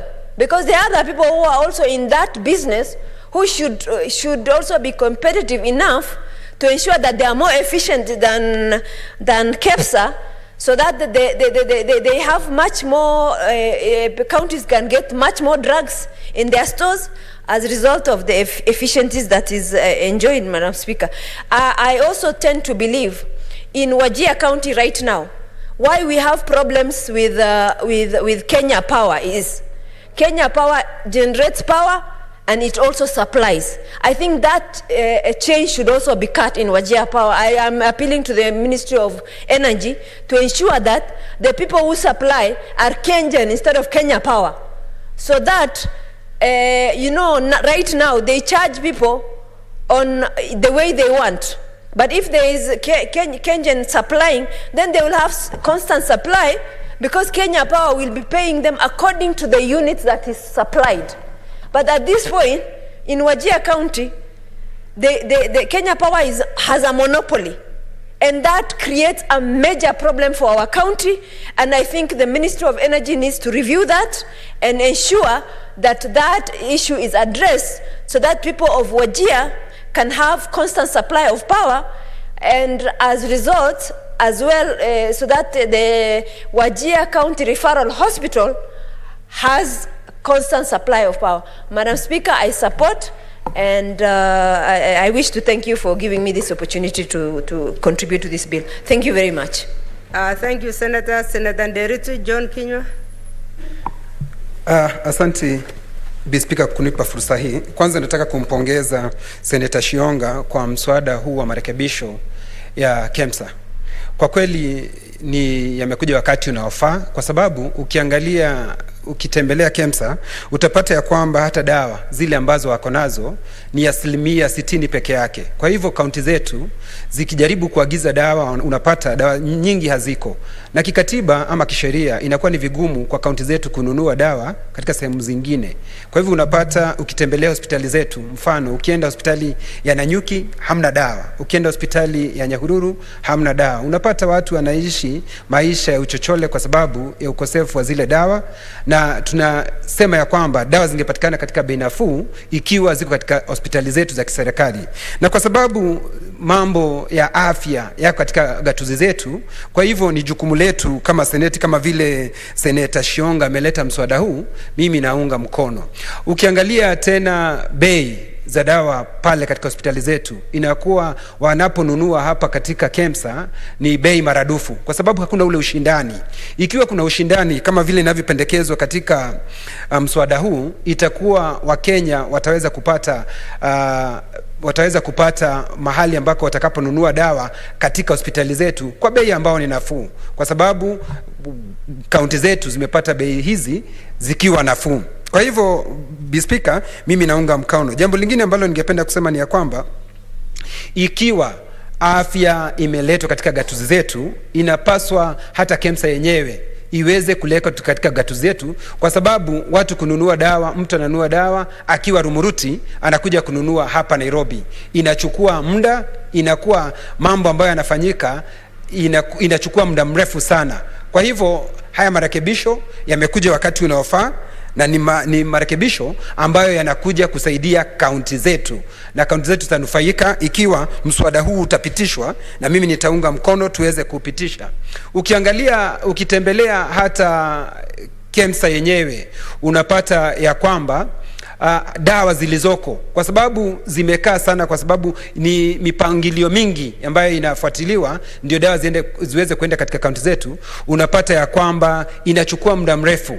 Dawa zilizoko unapata zingine ziko karibu kuharibika. Kwa hivyo wakati zinapofika katika kaunti, unapata zimebakisha miezi 2 au miezi 3 ziweze kuharibika. Kwa hivyo hata wananchi wanasema wakipewa zile dawa, mtu hana imani na zile dawa, kwa sababu dawa ambazo zimebakisha miezi 2 ziweze kuharibika, inakuwa hata wewe unazimeza ama unazitumia ukiwa na taharuki. Kwa hivyo mswada huu naona utaleta maridhio mema katika kaunti zetu, na mimi nataka kuunga mkono na niseme umekuja wakati mwema, na namshukuru na nampongeza Senator Shionga. Asante. Thank you, Senator. Senators Cherargei, Samson Kiprotich.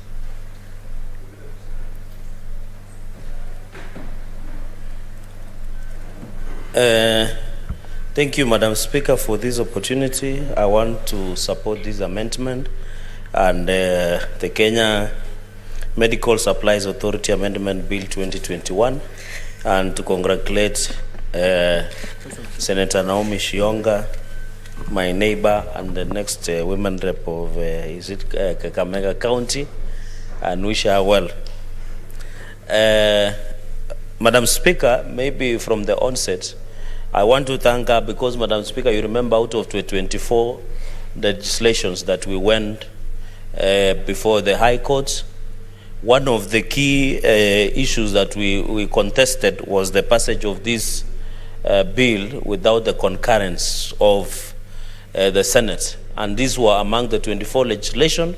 This was part of the 24 legislations that were declared illegal and unconstitutional by the High Court. So what we are simply, Madam Speaker, doing is complying with the Constitution of Kenya and the ruling of the High Court. And Mr. Speaker, it has shown that, and this should go to the National Assembly, that, Madam Speaker, they need to be very careful, because the concurrence of bills from both houses is very critical and it's constitutional. The non-concurrence, it will meet its Waterloo in the courts of law. Therefore, Madam Speaker, we are just abiding, and I want to thank Senator Naomi Shionga for bringing this amendment up, because we are just complying with the ruling of the High Court and also the Constitution. Madam Speaker, when you look at the section that needs to be dropped or amended or deleted, is that it is that shall I wish even either lack of wisdom or they should have used the word may so that we give counties option.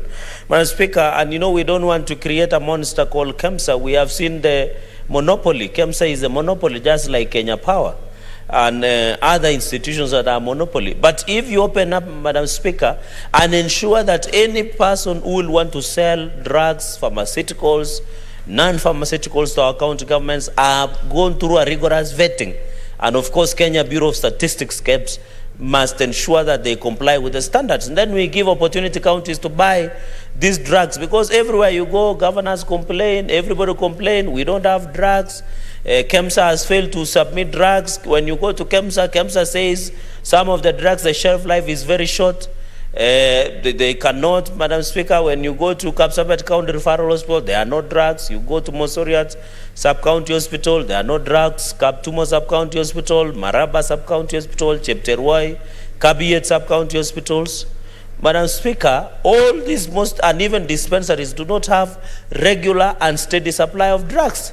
And the only argument of county governments have been this section of the Kenya Medical Supplies Act, Madam Speaker.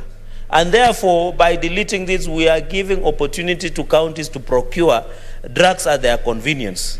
But of course, I know the wisdom of the National Assembly then was trying to ensure that we close up and ensure that we ensure that the accountability is taken. But they forgot one thing, that health has been devolved.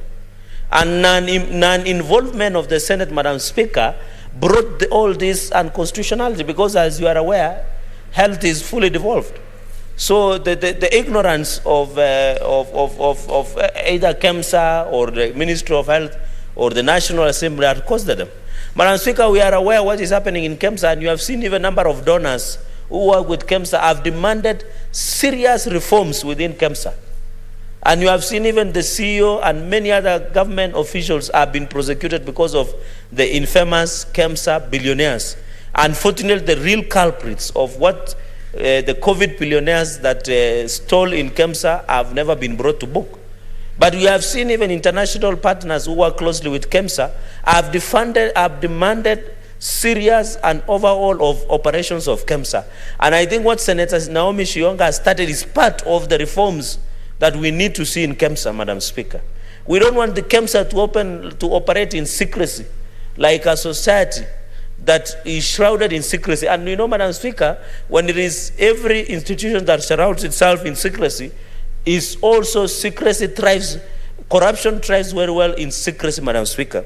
We would have expected that KEMSA in its form should be one of the suppliers where county governments can buy from KEMSA or any other entities that have been approved within the procedures that have been provided for, so that they become competitive, Madam Speaker. You know, if you open up, they will be competitive, Madam Speaker. They will ensure that they become competitive, they give their services adequately, Madam Speaker, they ensure they deliver drugs so that the environment will continue, Madam Speaker. Madam Speaker, there is also, and of course the regulatory bodies will ensure if these reforms are done, and you know, we also need sort of donations, Madam Speaker, like even MEDS, there's other organizations that MEDS that are run by, I think, by the Catholic Church. There are other organizations that have already been recognized under the law that other entities can buy drugs, pharmaceuticals and non-pharmaceuticals from those areas, Madam Speaker. So, Madam Speaker, in an upshot, I really want to say that this amendment is a straightforward amendment. We hope that we can conclude today, and when we vote in the afternoon, this should be able to be part of the bills that will go to division, Madam Speaker. Madam Speaker, the issue of procurement, we want to challenge counties that the issue of drugs is very important. We want every dispensary you go, be it Tamboya dispensary, somewhere in Sanyak or somewhere there, when you walk into a dispensary, you are able to get drugs, Madam Speaker. For example, in India, as I conclude, there is no drugs even in the Kapsabet County Referral Hospital. And one interesting thing, there is no drugs. So what they normally tell you, they give you a pay bill number, you send money to that pay bill number, but that pay bill number is private. You are just withdrawing from an agent which is private. It's not part of It's not even contravening the PMF Act on how payment should be made by agencies, Madam Speaker. So you are already paying the pay bill number, and then somebody else they tell you, can you withdraw during this pay bill number? An agent who is private around Kapsabet town. Yet you have given out your money, there is no drugs, you can't be given services. So, Madam Speaker, I think we really need to ensure that the issue of drugs, Madam Speaker, is consistent. And I hope if this amendment goes through, and if the National Assembly agrees with us, Madam Speaker, we shall be able, counties will not be complaining around, Madam Speaker, by saying, oh, Parliament passed a law that restricts us. You hear every governor saying, oh, our hands are tied, we must wait for KEMSA. And of course, to some extent, they are right, because if KEMSA does not have that drugs, or those pharmaceuticals or non-pharmaceuticals, Madam Speaker, it means also they must wait. But now you have opened up meds that is run by the Catholic Church, among other organizations. You can now buy just the way you want to buy something from a shop. If you don't get from this shop, you can walk to the next, Madam Speaker. So I really want to say that will encourage competitiveness, it will encourage service delivery improvement, and this is part of reforms. But I want to say, as I thank Senator Naomi Shionga, that, Madam Speaker, that the KEMSA reforms is long overdue. We must reform KEMSA. This is just a tip of the iceberg. I wish we do and ensure that the law is within. So congratulations, Senator Naomi Shionga. You have proved to the world, Madam Speaker, that women also can lead, and we wish you well in your endeavors, because this is the year, Madam Speaker. I'm told, you know, she's my neighbor. I'm told she's running for women rep in Kakamega, and I hope he runs in UDA. Asante sana, Mheshimiwa Speaker. Thank you, Senator. Senator Olekina Ledama, I didn't want to comment on your last statement, but I hope Senator Ledama is not going to touch on it. Madam Speaker, I will remain very relevant to the discussion. Madam Speaker, thank you for giving me an opportunity. And first of all, let me begin by wishing you a very new year, Happy New Year. A year which will be very interesting for this country, because it will be a year that we'll all be seeking a new mandate to represent our people. And I hope we'll be judged by our people wisely by the fact that we've been doing work for them. Madam Speaker, this is a very timely bill, but I'm a little bit concerned, and I don't know how my sister will be able to resolve this issue. Yes, I fully support the repealing of that section that mandates county governments to be able to purchase drugs only from KEMSA, but I'm concerned about one thing. Madam Speaker, I am a member of the Health Committee, and during our deliberations, and particularly matters to do with KEMSA, we came into the revelation that KEMSA is owed by county government 3.9 billion Kenya shillings. The Ministry of Health owes KEMSA 2 billion shillings. So the question that someone will have to answer is, are we repealing this section so that we can bankrupt an already troubled entity, or are we repealing this section to be able to allow competition to thrive? Madam Speaker, I'm very careful, because when the National Assembly drafted this legislation and they restricted the procurement of all medicals through this authority called KEMSA, there were certain prerequisites. There were things which were put in place to ensure that we don't have fake medicine coming into this country. I'd be very careful to repeal this section when we have a huge debt that county governments have not paid. 3.9 billion shillings. I would want the mover of this amendment to tell me, how is KEMSA going to be paid this 3.9 billion shillings? Are counties not getting drugs because they are only supposed to be given to buy them from KEMSA?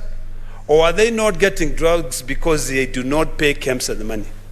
We have to be very honest, because of course the interest of every businessman out there is to be able to be given a window to purchase drugs to buy. But when I read, reports from KEMSA, from the restructuring board, that says our hands are tied. Our order fill rate now for drugs, Panadol, to reach Kwale is 649 days. You know, the question that I ask is this: is it because Kwale has not paid KEMSA the money, or is it because KEMSA does not have those drugs? So, Madam Speaker, as we seek to repeal this section, I want the mover of this bill to tell us, how is KEMSA going to recover the money? Is this going to be money which is going to be written off? Yet this Senate is a Senate that allocates money to county governments. It is a Senate that ensures that at least 30% of each county government's budget goes into the medical budget. So, Madam Speaker, as I support this amendment, I have a problem with the pending bill. Can we then put a disclaimer there and say that first, before any county government can purchase drugs from any other vendor who is out there who is supplying drugs, they must clear their bill with KEMSA? Because this is a state agency. We allocate funds to these state agencies, but we don't allocate these funds to these state agencies so that they can be taken advantage of by other county governments. So that is my biggest concern, Madam Speaker, on this particular matter. The Ministry of Health, the PS sat here, Madam Speaker, when we are trying to go through the budget of KEMSA. But for us to be told that KEMSA is owed 2 billion shillings by the Ministry of Health, it really beats the purpose. Why should the PS of Health be the accounting officer, the person who ensures that KEMSA has money, yet they don't pay those bills? I don't think we are going to be solving this problem.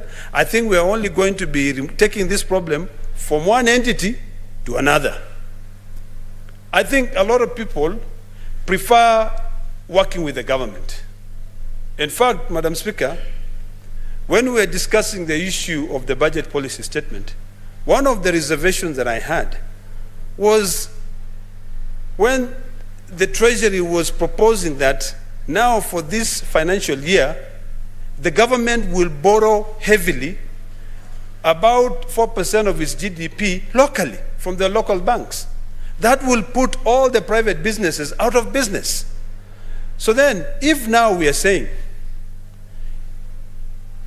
government or financial institutions feel comfortable working with the government because they know, even if the government does not pay me that money is secured.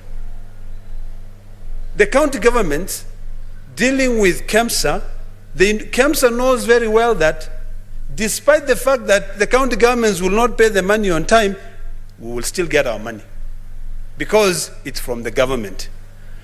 What guarantee do we now have that once we repeal this section and we open up? And I want to commend my dear sister, Senator Shionga, for actually bringing this process to where it belongs.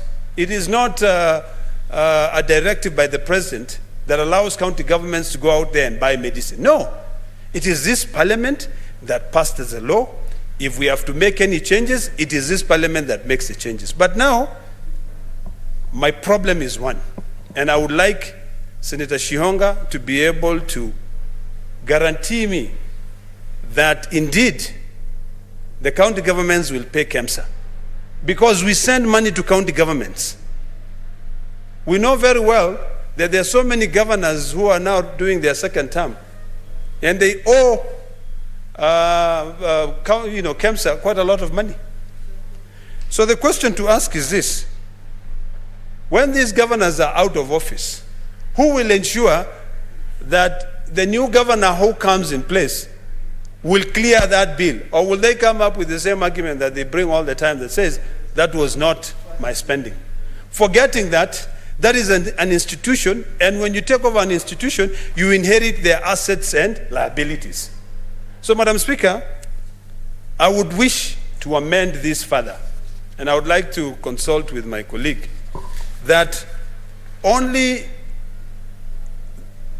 county governments that would have cleared their bills with KEMSA would be allowed to purchase from any other vendor.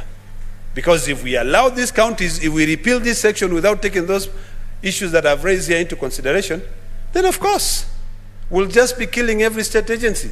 We've killed Kenya Airways, and we'll just continue pumping money, forgetting that this money is not the state money. These are taxpayers' money. These are people, it is our money. We pay a lot of taxes.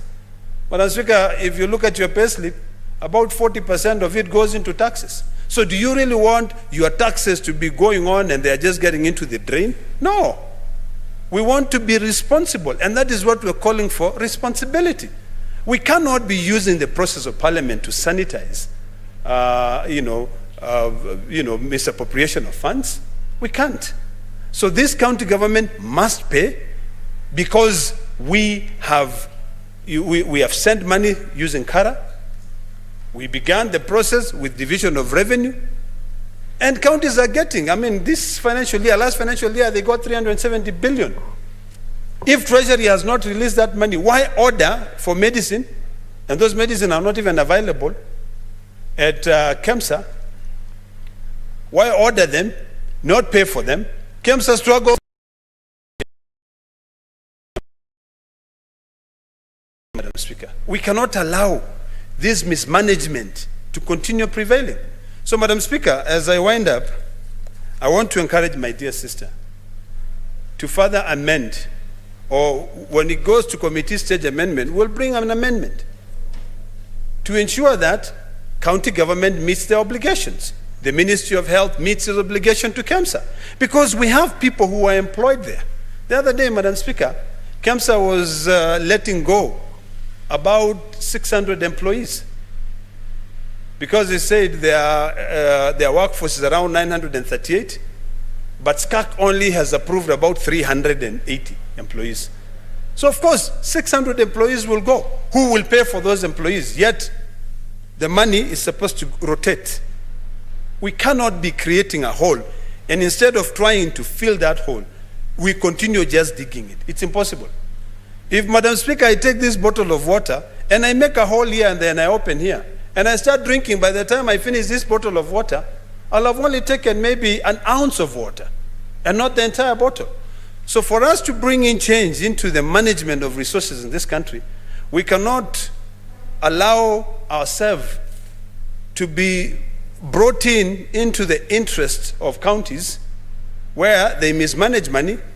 They don't want to meet the obligations, but because Parliament is the one that passed legislation, Parliament can then change those legislation. So as I wind up, Madam Speaker, I want to encourage my dear sister, Senator Shionga, to further amend, instead of me bringing an amendment, or instead of this coming into, this should be the Health Committee. Because if it comes into the Health Committee, of course, as a member of that committee, I'll ensure that I make those changes to guarantee that county governments meet their obligations. I thank you, Madam Speaker. Thank you, Senator Ladama. Honorable Senators, there being no other member who wishes to contribute, I wish to call upon the mover, Senator Naomi Shionga, to reply.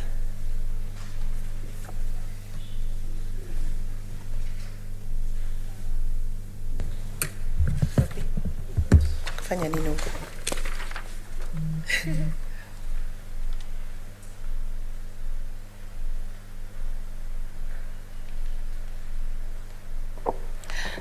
Thank you, Madam Speaker, for giving me this opportunity to reply on the bill, on my bill on the Kenya Medical Supplies Authority Amendment Bill, Senate Bill number 53 of the 2021. Madam Speaker, I want to start by congratulating my colleagues who have contributed to this bill. I'm delighted that this new year they got an opportunity to contribute to this bill that I've brought in this House, which is timely. And I want to start by congratulating Senator Gertrude Musurube for seconding this bill and putting in, getting the input that have been he laid on this floor of the House, and I applaud her because it is not only a bill that is going to enable one sector of the government, especially the county government. It's going to be a bill that is going to assist Kenyans then see the reality that is being encountered and the difficulty that they are encountering in the health sector. She mentioned about her constituency where she comes from and the county that I come from, who have no trucks at the moment and they are depending on KEMSA. And she mentioned particularly Lumakanda and other wards in the constituent of the sub-county. And the reality is on the ground. People are meeting it and people are feeling it, that they do not have what actually they really need, especially when it comes to the facilities that come in the counties across. She just served as an example. She mentioned just an example. And I know it goes across the country that most of the facilities are seeing the same problem, and the problem is cross-cutting across most of the facility because of this, because of the monopoly of KEMSA.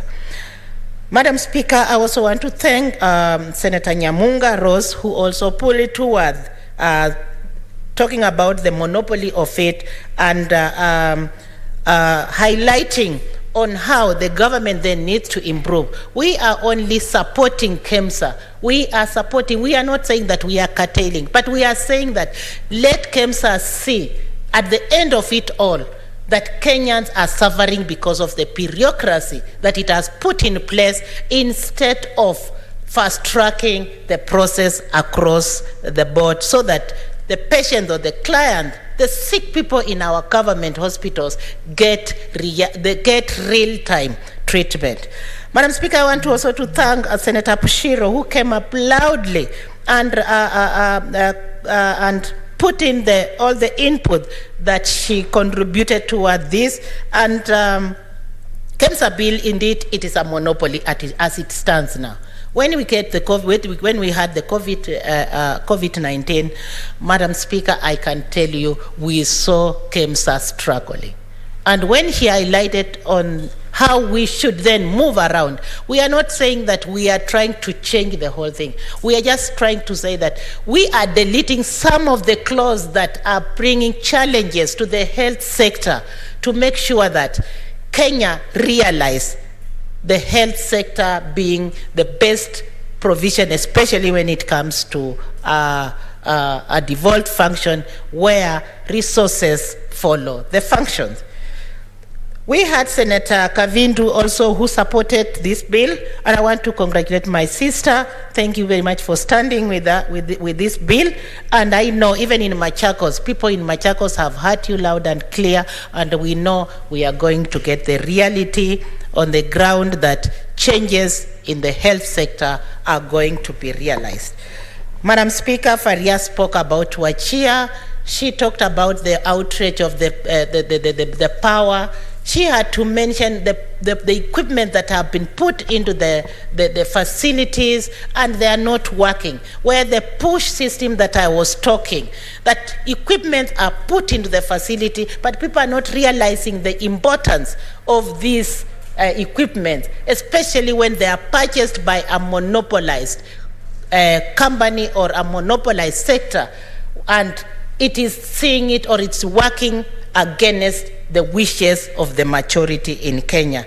We got Senator Nderuti, who articulated all the points on all the support through Kiswahili, which actually reached all the Kenyans. And we are saying that let us help Kenyans and let us not help individuals.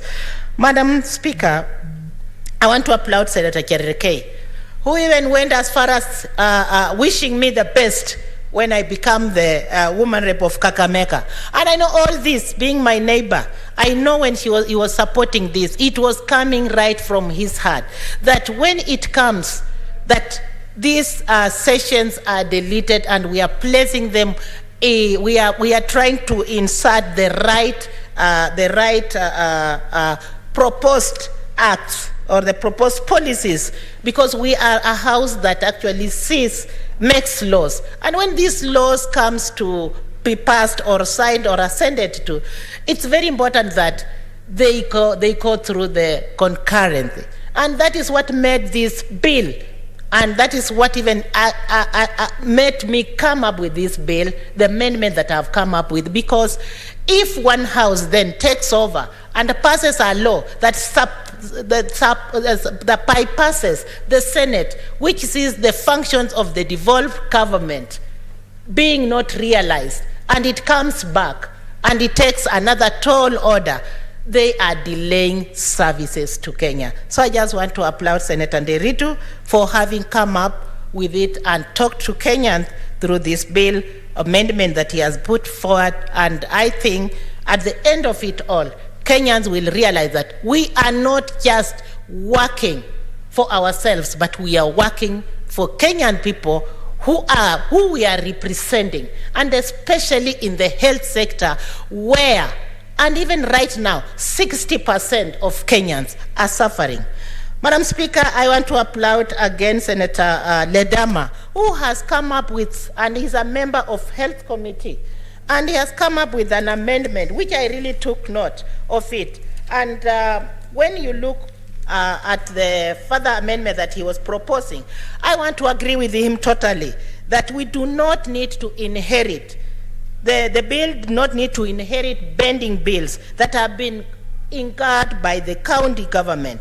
But I would further put in, when it comes to the amendment, that the county government that have not cleared the bending bills should not be allowed, or should not be allowed to purchase, because they already have shown incompetence of purchasing these drugs, and they are not subjected to, they are not allowed to purchase, other than we can look for a way out how to accommodate them, but make sure that the county government that have bending bills that are overwhelming do not continue misusing the taxpayers' money and the mismanagement of the resources, but rather work on their bending bills so that they can also enjoy this, the amendment that we are putting across this House.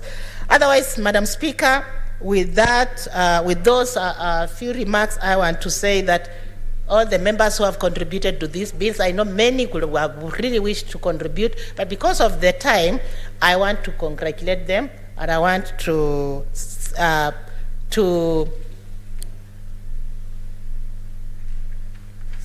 Madam Speaker, but I want to ask you and wish to request that pursuant to Standing Order 61, sorry, I repeat again. Madam Speaker, I wish to request that pursuant to Standing Order 61(3), the putting of the question be deferred to a later date with your request. Thank you, Madam Speaker. Thank you, Senator. Thank you, honorable senators. For the convenience of the House, we'll defer the putting of the question to the next time when it appears on the order paper.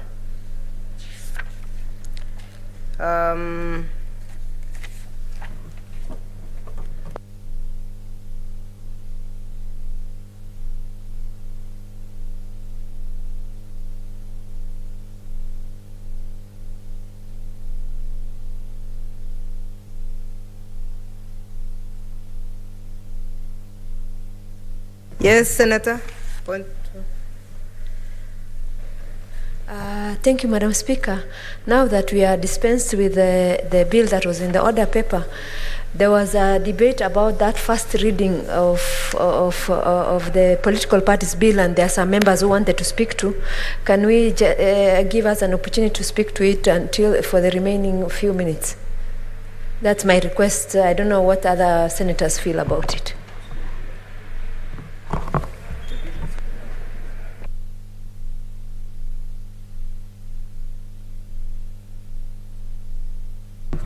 Honorable Senator, there is no loss as far as the political parties bill is concerned, because it's coming back after the committee. It has already been committed to the committee, and when it comes back, everybody will have a chance not only to debate but to amend if they wish to amend.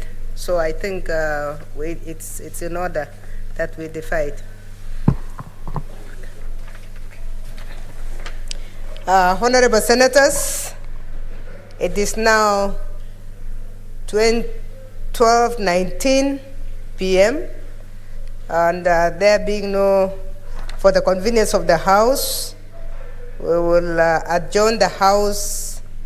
Therefore, the Senate stands adjourned until today, Tuesday, 11th January 2022 at 2:30 p.m.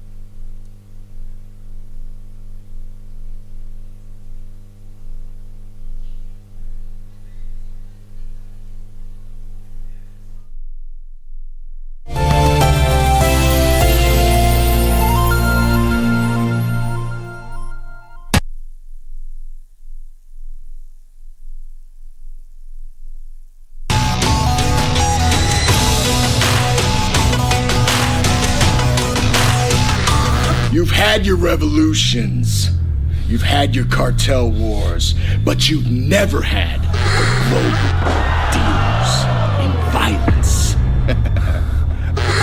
Lina de la Renta. Contra. Up and over? Wow!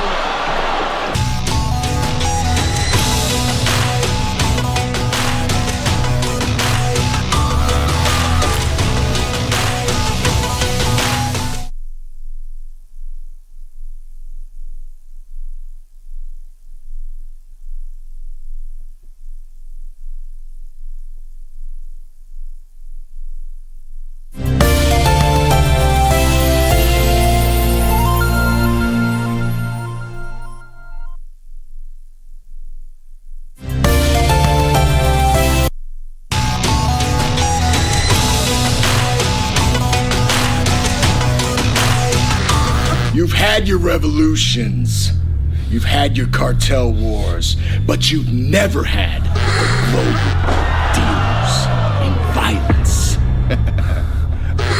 Lina de la Renta. Contra. Up and over? Wow!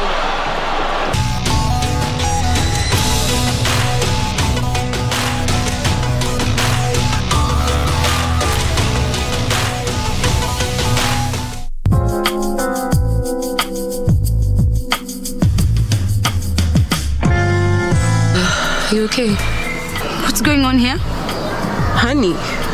I was telling you about... About what? I'm doing fine. Just fine? Fine is not good enough. Is she in custody? Not yet, my lady. You're under arrest. You will learn more at the station. Now, come with us. No, I'm not going. I haven't done anything. They're accusing you for murder. She killed my husband. I have children who will grow up without a father. Do you have children, huh? That piece of paper is taking you to prison for life. But you're not going to allow her to go to jail, are you?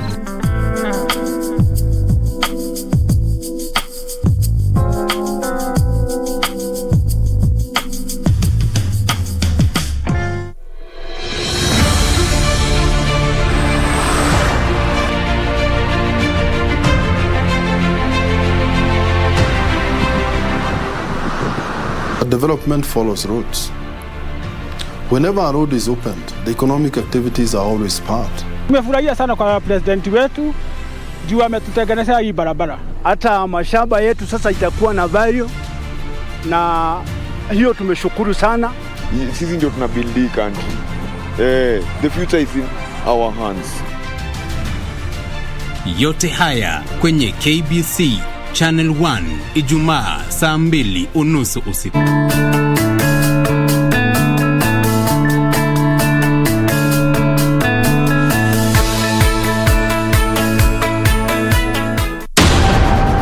We take it on at the right time. Honorable Musalia Mudavadi. The Honorable Mutahi Kagwe. Chief Justice Martha Karambuko. This is KBC, the voice of Kenya. Asking the right questions.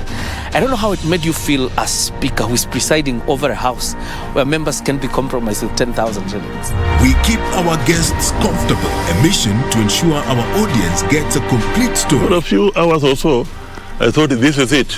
My end has come. If really we want an end of this pandemic, we must fight. Our goal, to tell it as it is for the benefit of our viewer. And I'm sure we will have good discussions. All right. That will make probably your viewers understand KDF better. With 21 radio outlets. During a live interview on KBC TV, Chief of Defense Forces General Robert Kibosha. Jaji mkuu kwa mara ya kwanza katika mahojiano yake ya kipekee na runinga ya KBC Channel 1. And 2 TV stations covering over 90% of the entire country. The message always gets home. KBC, the home of on-air TV interviews.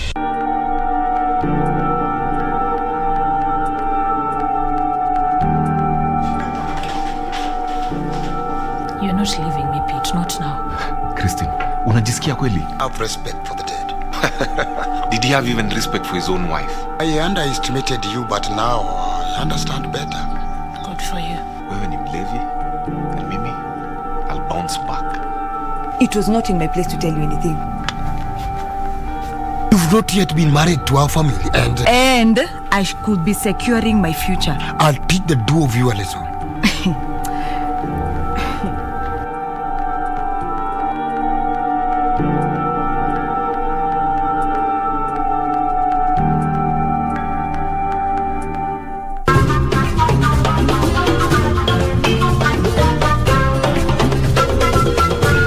Wiki hii kwenye Mkulima tutazingatia ufugaji wa kuku wa kienyeji improved.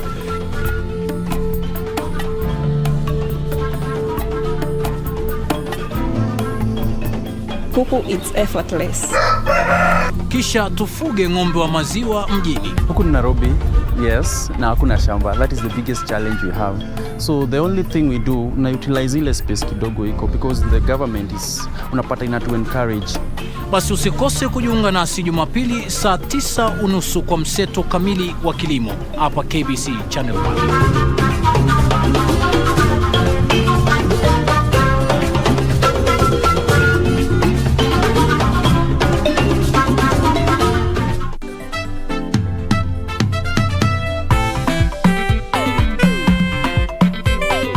I think we should work with the law of probability.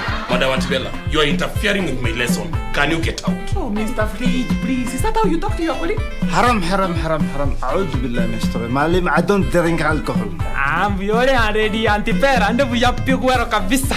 Imagine that's why my plan this month is positivity, and I plan to achieve that by avoiding those other people.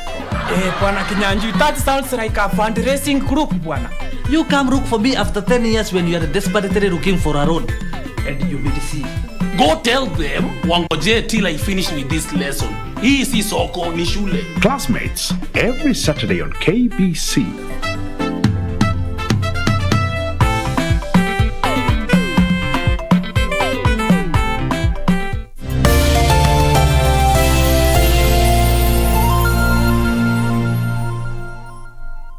France is considered the home of inventive cuisine, so much so, even the word cuisine is French. Famous the world over for their rich, delicious dishes served with flair and passion. The French food culture embraces the idea that food should be savoured, enjoyed and experienced. Join us as we explore the cultural flavours of France.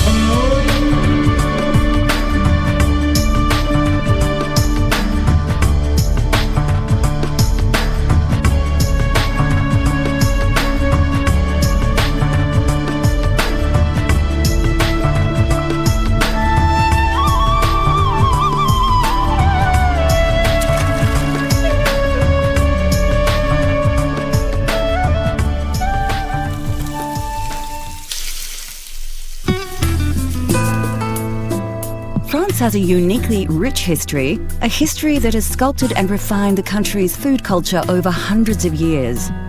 Known as one of the style capitals of the world, French cuisine is probably the most important influence in the culinary world today, and the people of France are passionate and proud of their extraordinary food culture. Well, French cuisine for me would be all about the French people and the passion and time they show for their cooking and their love for eating. Whilst in the country, I noticed that lots of shops everywhere you go, especially in Paris, and it's a clear indication of how much time they do spend around the dinner table with friends and family. Chefs from all over the globe travel to France to learn from the best chefs in the most well-regarded restaurants. France has the world's finest dining experiences, and teams of chefs work together to create food magic. There's two different styles of cooking. There's a nouvelle cuisine, which is fine dining, which is an art form. It's the best cuisine for me in the world, and it's, I would say, the summit of cooking, if you like, and where it gets more into detail, fine detail of sourcing the produce from all over France and meticulously working it to perform artwork. And then you have the simple, homely cooked meal, which is normally found in some small little bistros where normally family-run businesses where they'll go to the markets, buy their produce, come back, put a few dishes together, and normally you'll find most of the time some old classical dishes on the menu.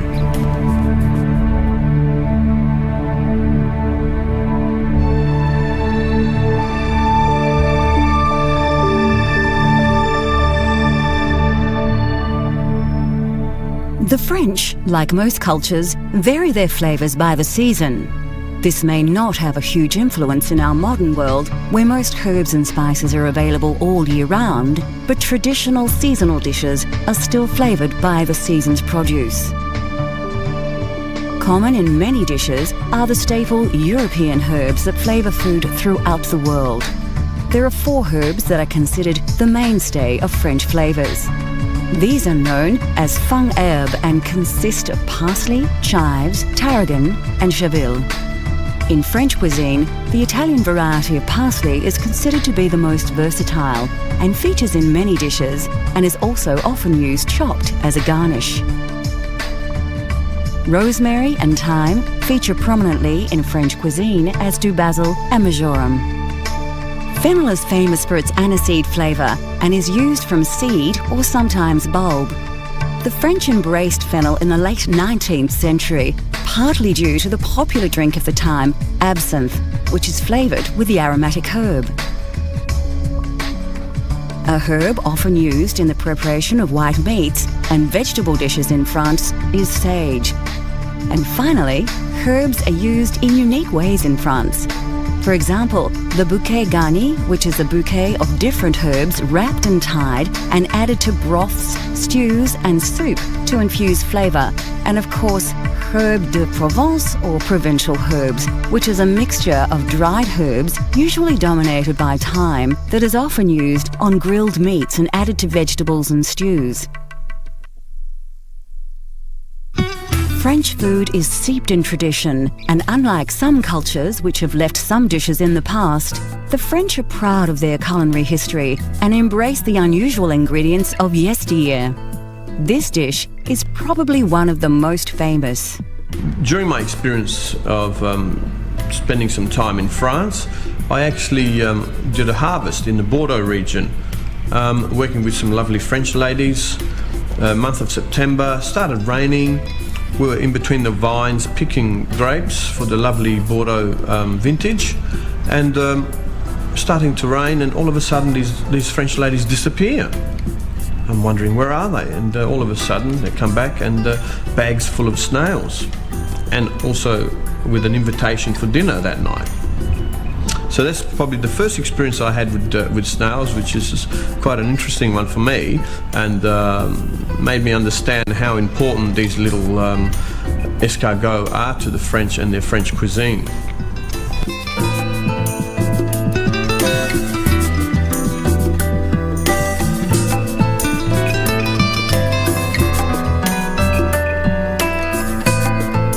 For this dish, you will obviously need some escargot, or snails. Now don't just grab them out of the garden though. Snails need to be purged or prepared for consumption and are generally slow cooked in stock to soften the flesh. Also, for this escargot entree, you will need some other basic ingredients.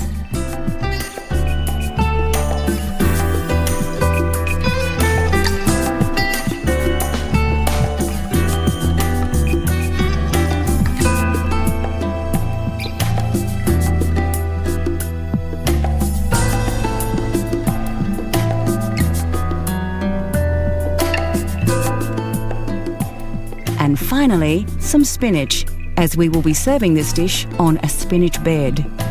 First of all, chop your cured veal, finely chop the walnuts and chop your garlic. This dish is quite rich with garlic flavour, more so than the majority of French recipes. Some dishes use whole cloves, but escargot requires a strong infusion of the herb. Finely chop the parsley and put it aside for later. You will also need to prepare your spinach. Select some of the nice leaves from the bunch and remove the woody stem right up to the leaf. Then slice the long leaves in half and bunch them together to chop. Now we are ready to cook. Pour some oil in the pan and add some butter also. Then let the pan heat up and wait for the butter to melt and start to sizzle before adding your cured veal. Add your walnuts and stir. You should have a delicious smelling rich base for your snails. Add the pre-prepared snails to the pan, mix them in with the sauce and add the garlic and most of the parsley.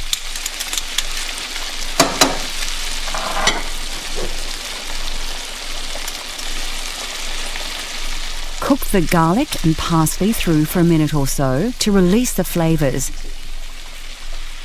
Then add a little of the juice stock from the snails. Now add the white wine and simmer for a few minutes before putting aside while you cook your spinach. You can season a little here if you like. Don't forget to taste as you go though. Oil and butter another pan as you did earlier. Take your chopped spinach and place it in the pan to fry. Ensure it is well coated with butter. Season with a little salt and pepper, add a little water, then cover and simmer for a few minutes.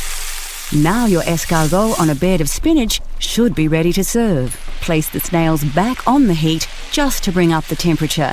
Then plate up the spinach. Pour some of the butter from the spinach pan onto the escargot and give it a quick mix before serving on the spinach bed. Sprinkle on some fresh parsley and there you have a delicious, famous French favourite, escargot. Bon appétit! Coming up on Cultural Flavours, a slow-cooked provincial favourite, and we learn to cook a classic yet simple French dessert.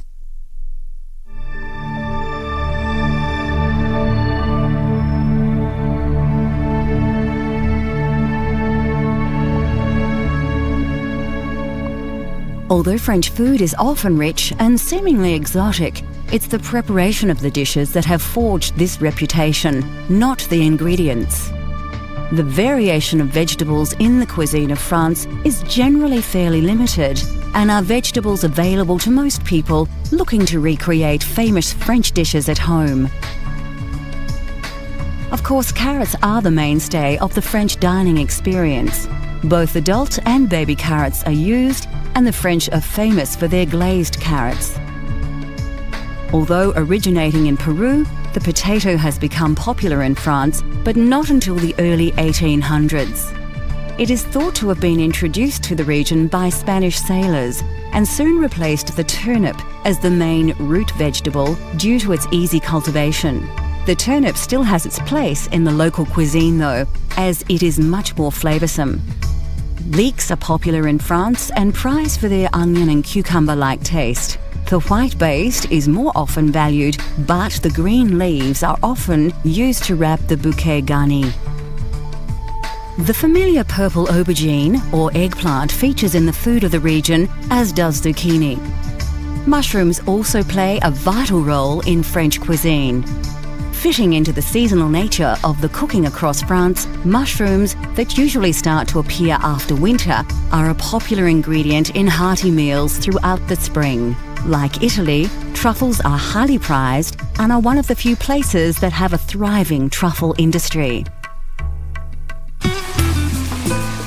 Originally a peasant dish, beef bourguignon or French burgundy has become a popular mainstay of French cuisine. A simple dish that is easy to cook, beef burgundy needs little preparation, but it does require a few hours to cook and is best served the day after.